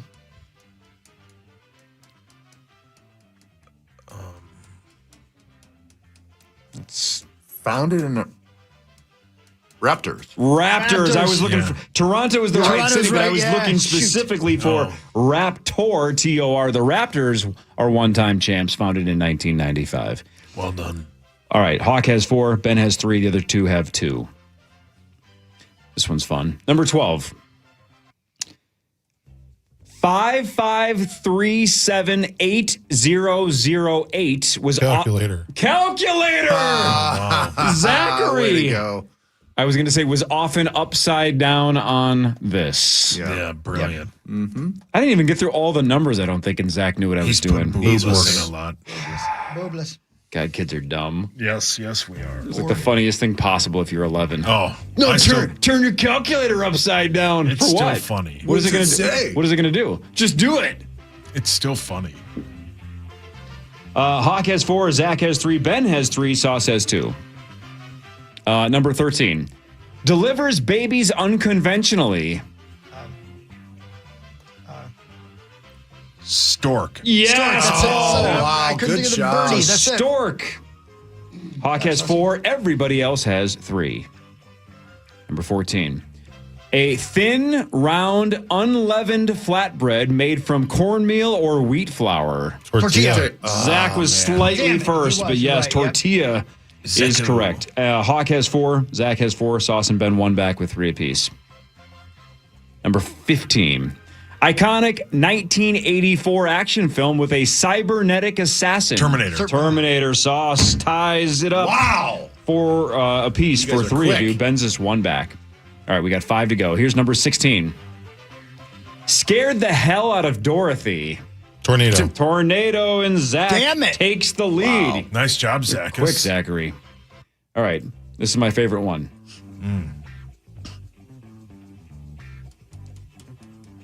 Everybody ready? Yes, sir. Number 17. Preferred method of transportation for Paul and Eric. A motorcycle. Motorcycle. They're the motorcycle twins. Well done. Come on. Brilliant. Motorcycle. Hey, gets you tied for the lead, though. Sauce has 5. Zach has 5. Hawk has 4. Ben has 3. There's 3 to go. 18. Is it running? Refrigerator. Damn. I'll give you that. Wow. Refrigerator or refrigerator, but sure, yeah, refrigerator counts. Well done, Paul. Thank That you. was quick. You ever Yeah, you you're ever done fast that? today. You ever called the prank? Done the prank phone call and said, "Is your I'm sure, is it yeah. running? Yeah. You should go catch it." All right. 2 to go. Number 19. Top student. Valedictorian. Ben, Well done, valedictorian, yes. All right, Sauce has 6, Zach has 5, Hawk and Ben each have 4. Here's the last one. Usual suspects, Sicario, one battle after another. Del Toro. Yeah, Benicio gosh, I del couldn't pull his Toro. name. Chris, I had his yes. face. And Sauce wins Way to go, with Saucer! Hey, thanks, Way to go, man. Saucy. 6. You guys all did really well, though. That's fun. Yeah, I like that game. That was It's good. very fast paced. Yeah, it's fun. Number 17, preferred method of transportation for Paul and Eric. Motorcycle. That is the correct answer. So good. All right, Benjamin. What do we got on Twin Cities Live the next 48 hours? Do we know? Are you going anywhere? Twin Have any Cities in your vacation? town, or we got to wait a whole month again? No, we have not made an announcement yet. We loosely know where we're going to be I guess this coming month, starting tomorrow. No, nothing crazy. Elizabeth is in Japan. They landed in Japan for their big trip. Yeah, there's about 150, 160 viewers with them for like a 12-day cruise. They're gone for a long time. And then I saw you guys announced Kristen next year's doing like a 2-week cruise to like Norway, the Baltic Denmark, Sea. Sweden. It's like, I know. We can do that stuff too if we wanted to. We just don't. I know, it's pretty amazing. Oh, the thing man. is, the difference is you guys have to hang out, with the viewers. Yeah, I like that. So maybe. Hey, we're going to do it tonight at Grandview. Hell yeah, man. We do it in Vegas. Yeah. I mean, if they're at the same poker table as me, then I see them. Yeah. Or if they're at Cane's. Yeah. Or at Annie Ann's at the airport. Yeah, the Egypt trip that I'm going to be on next year sold out in like 5 days. That's so cool. It's Good awesome. for you, man. Yeah, super cool. That's unreal, man. When is that? I mean, it's not next year. until- But it's a which year month? ago, like basically right now, like early May. So post NFL draft, all your NFL obligations, rear view mirror. Correct. It's like the perfect time. All right, dumb question. What's the weather? Well, we could look it up right now. What's the weather like in Egypt this time I of have year? no idea. I'm going to guess hot. I would assume it's always pretty warm, but I wonder how Yeah. low it gets. And Well, shoot, man. Let's talk May. Phoenix, they've hit 100 already this spring. Damn. It's currently 85. That's High going to be of the what? high. High of 85 today? Yeah, high of 85, yeah. That's beyond tolerable. You can handle that. Oh, yeah, that's going to be great. Yeah. Especially I'm Dry going heat. to be like my linen garb the whole time. No. Calm down, Really? Zach. It's sold out. Go on. You gonna Is there a wear, waiting list? There is actually a waiting will you list. wear undies? No, probably Why not. not? I'm I'd just say going to no. do it. I'm just going to do what they do in the Do desert. what the Romans do. Yeah, right. Yeah. Yeah, what the Romans did when they were there Yeah, for a time. just roaming around. Yeah, I'm just I'm really excited. I know it's a year away, but I've always been interested in that whole area of the world, and I have a lot to catch up on because we're going to see so many historical ladies. sites and naked ladies and lots of tots. Lots of tots. Wow. Is there a waiting list? Zach's There out. is a waiting list, yeah. No, you're thinking Hey, of Chris. Pee-wee. You're thinking of the place in France where the naked ladies dance, Yeah, right? And he there's a hole loves in the that wall where area. the men can see it all. He's going to Egypt, Yeah, Yeah. not France. yeah. There's got to be one there too. I'm sure there's holes in walls in every country Yeah. in this great, He's in. great world that we live in. No. Okay, never mind. He's out. Never mind. No, Egypt's sweet, man. Yeah, Turkey and Egypt, man. I know. I want to go to Turkey as well. Turkey as well. For all, especially like you can go over there and get like all sorts of medical stuff done for super cheap Man. Yeah, too. super cheap. Like what? Anything. Anything you want. Hair transplant. Hair transplants. Yeah. Do you remember yesterday I was telling you guys about they found that city where the chicken was going in the hole? Yeah. 18 It was like, stories whatever that was. underground. Out of nowhere. I swear to you on everything that I own. Last night we were talking to Jeff Tate, the lead singer of Queensryche, backstage, and he was talking about how they do these Lister trips. They take 20 people with them and they go and they have trips together. And he said that they went to Turkey and went down inside there just out of nowhere, brought it up and was telling me about this place. And I'm like, yeah, I just read that story on the air. That's amazing. He's bringing it up. But apparently there's hotels underground in amidst that city that's been there for 30,000. Yeah. They've just used the existing structures and made hotels and stuff. Yeah. I got to go to Turkey, man. I got to go. Man. I got to go. I'm not a claustrophobic person by nature. I know you are. Yeah, I know. Doesn't that feel like that would be unbelievably claustrophobic to know that you're 12 stories underground? Yeah. I don't know if I would be comfortable with Yeah, I that. don't think I could do that either. I think it'd be fine. I bet you this structure is way more sound than you think. Maybe, And but they've it's a little bit reinforced like it, I'm sure. it's a little bit like the difference between having a balcony on a cruise ship versus the Jack Dawson suite. Yeah, true. Right. It's I ain't doing when you that. know that you're X amount of feet under the water. Yeah, you're you're like, right about I don't that. know if I want to Yeah. do this. A dream. Calm down. Zach, your mic's on. I'd rather sleep in that car where that lady's getting it on. Yeah, that's because you like watching other people bang. I do. Your mic's on. Well, I just agreed with you. What do you want me to do? Yeah, Star, you? I'm full of testosterone. I can't help it. I don't know where to put it. Yeah, you are like a raging bull. I love it. am. Good for you, man. Yeah, I'll Good stab movie. you right in the. Just for fun. Your mic's on. Hey, speaking of stabbing, the reason I said those words not because I'm horny, it's because. Do you guys remember when Monica Seles got stabbed by the fan? Never forget it. Yeah, never forget it. When was that? Do you think? 94-ish? I think we've looked it up. Yeah, I was gonna say mid 3 or 90s 4? somewhere. It was on this date in 1993. 93. Good memory. Wow. Yeah. It Good seems job. like not that long ago to me, but it obviously was 93. I wasn't living here yet. Wow, man. Terrible. Can't believe it doesn't happen. I hate to say this. 100%. Can't believe it doesn't happen more. We all thought it was going to change sports forever. Yeah. And we thought it was going to be like, this is going to be well, I mean, there's in a lot of ways, I'm sure the security has changed immensely since then. Yeah, sure. In all sports, right? Like you can't go to any event now without going through metal detectors and this and that. And I don't know if that was the case in 1993. I'm sure you could just go watch tennis. Yeah, but there's just bring a knife in. better situation for this type of thing we're talking about than an NBA NBA game. basketball. NBA. I mean, Yeah, come on. I couldn't agree Well, more. yeah, now there's metal detectors. Of course. All right, I gotta go. Do we know Bye, Ben. why Bye, Love you guys. Ben. Bye. they Love did you, it? Was it bye. like a jealous fan? I or don't know. like- I think there's probably some mental illness there. I don't remember the story of why that person did it. Just stabbed her. She's just sitting there, ready to play tennis. Just got stabbed. No big deal. Jeez. Insane. In the membrane. Man, the 90s were nuts. Yeah. Nuts. Was Best, that before or best after? decade ever, though. So many cool things going on in Nancy the 90s. Kerrigan. That was Yeah, but we know why she before. did that. You know what I mean? Because Yeah. that was I think that was the 94 Olympics. Oh, here you go. I I looked it up. Hope that injuring Seles would help Steffi Graf, his favorite player. Got it. So mental illness and protecting your favorite player. Yeah, and I wonder if he had a little money on it. There, yeah, probably. You know?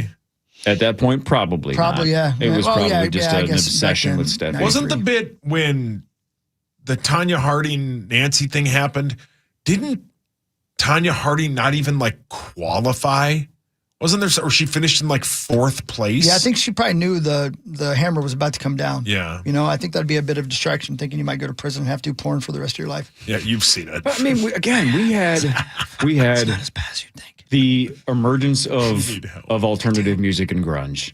We had the emergence of mainstream rap in the 90s, right? Yeah. I'm not saying it didn't start before that, but mainstream with Snoop and Dre and Tupac and And the stuff. D-O-double-G, yeah. We had the OJ Chase. We had Lorena Bobbitt. We had Dahmer, right? We had so many. We had Nancy Kerrigan. We had so many cool scandals. We had fun stuff. We get the Menendez brothers. We had pre and post internet in the 90s, right? We had like the first half of the decade, we had nothing. The second half, we're all on AOL Instant Messenger. It was the best. Which The Menendez 90s were the best decade ever. Which Menendez brother did you like, Zach, in the show? The hot one. I mean, the actor. Yeah, which one? Lyle, I think. Whoever played Lyle. Not a lot of hot Lyles, you know? No offense to the Lyles that are listening. Lyle Lovett's hideous. If you're a hot Lyle and you're He listening, is. DM Zach because he wants the proof that you're actually hot. He Yeah. doesn't believe it either. Oh, I apologize. The other one.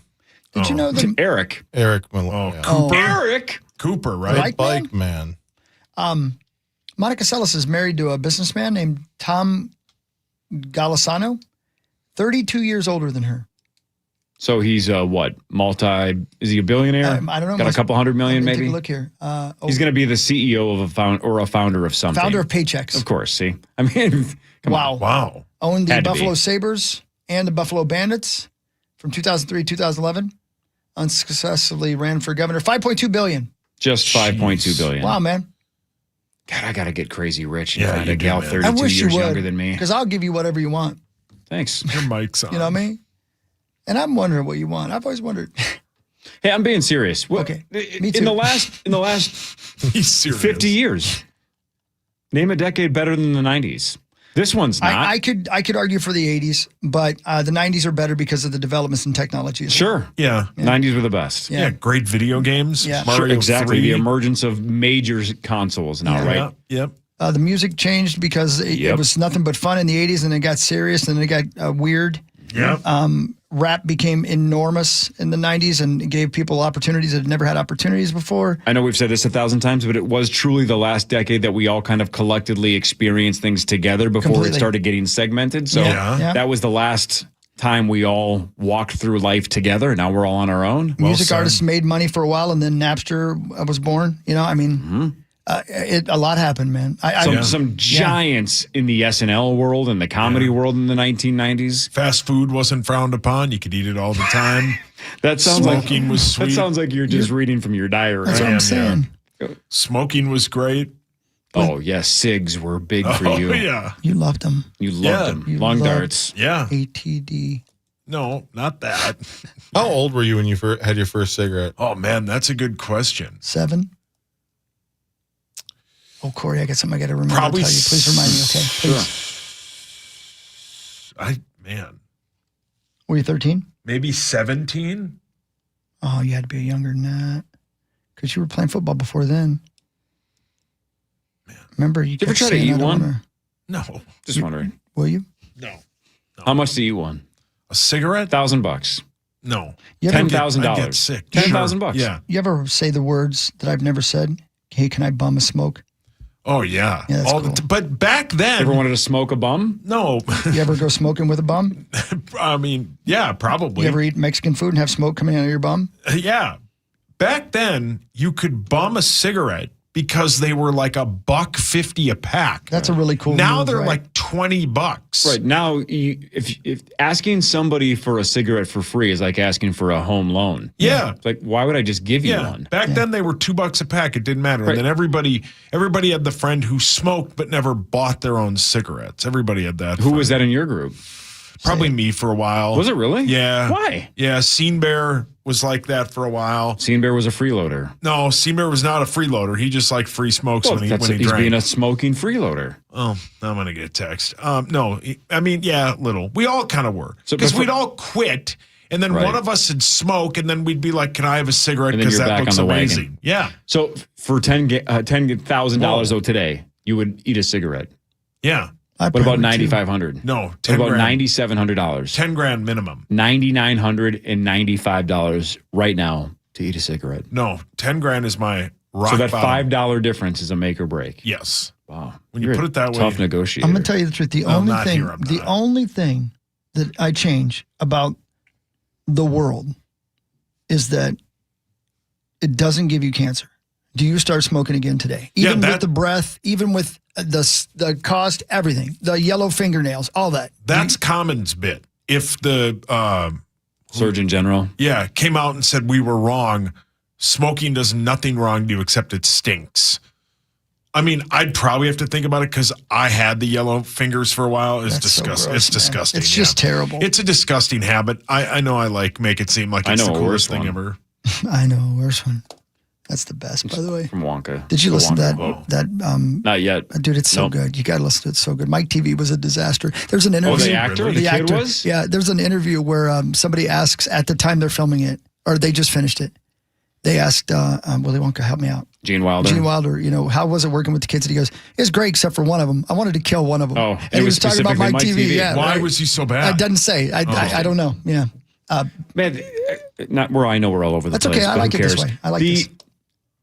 It is so underrated how tough acting is. When you look at Gene Wilder, when he does that line, like, I know a worse one. Every part about his face, his tone, the cadence, like it's all calculated and it lands the joke by simply, he doesn't even say the joke, if that makes sense. He just, because she's like, isn't she twirling her gum? She goes, spitting's a dirty habit. I thought she wasn't. Yeah, no, you're right. I That's think right. it's something like That's right, that. yeah. I was thinking Violet picking those Beauregard, for some reason. But yeah. Maybe. And it might be that. Either way. And he just, I know a worse one. And it's just confident and cool. And it's just, he just hates those kids so much. They made this brats. point, and I went back and watched this scene on YouTube just to see what they were talking about. Mm-hmm. And I kind of remember how scary Gene Wilder was during the boat scene. Yeah. Oh, sure. He like transforms into the devil. Yeah. Like wide open eyes. His right. facial And he goes, features are all and they'll elongated. never have a chance of stopping or whatever, Yeah. It's scary, man. That's great. What a movie. Yeah, So good. Man, The other ones are trash. Yeah, well. That's the only movie he was ever in. Who? The kid who played Mike TV. Oh, yeah. Yeah. No kidding. Yeah. Only movie he was in. He was in a bunch of like TV shows. Because famously, the kid that played Charlie, didn't he like, he got out of the acting, I think, almost immediately. Yeah. I think that's true. Then he ended up being a dentist. Yeah, Exactly. that's right. The kid who played the German kid, Augustus Gloop. Yeah, wasn't even an actor. I think they found him like at an open audition or something like that, and he could barely speak any English. Man, Sauce, too bad you weren't born like 15 years earlier. Yeah, they would have been like, Right. fire that other kid. We've got him. He's willing to eat cigarettes. Man, do you want to know something about Save some room for later. Michael Bolner? Is that him? Is that Augustus? He has a he has a power. He's 6'7", by the way. Excuse me? Yeah, 6'7". Hang on. Augustus Gloop is what? 6'7". The kids are going crazy. Bitch. He has the same birthday. Oh, God. Oh, no. Son of a... It's going to be Dov. Is it Dov? No. Is it you? Garlar? No. Our moms? No. The Guitar Lars? No. Scene Bear? No. Luke? Abba-dabba. No. Smittyum? Louis. Your dad? Smittyum. So that's Bailey How and Alex. Alex. How in the sweet hell would I have known that? So on September 14th, 1958, when we're talking about Alex and Bailey Yeah, Alex Hockey. and Smittyum, we can now say that Augustus Gloop is sharing the exact Yeah. same birthday. Yeah. What a day. Does it say what he did with his life? Hold on. He married Monica Seles. He's a German tax accountant. He only does German taxes? Yeah. Well, that's what it says. No, I He was know. born and raised in Sauce, Munich. what number do you think he yells out the most? 9. Thank you. Well done. God, you're on it today. Corey, we only have 2 minutes, and you're going to need it to discuss this. Go on. About what % of Americans believe in psychic abilities? It should be 0, but my guess is about half of women do. So that already puts us at like 25%. Then what? Let's say maybe a quarter of men, maybe to a third. So I'm going to say if we combine it all together, it's got to be somewhere in the mid 30s. I'll go like 37%.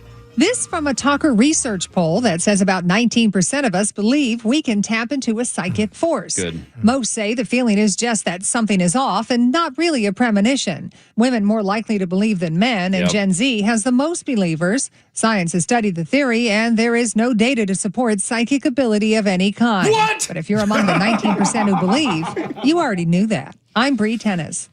Man. Yeah.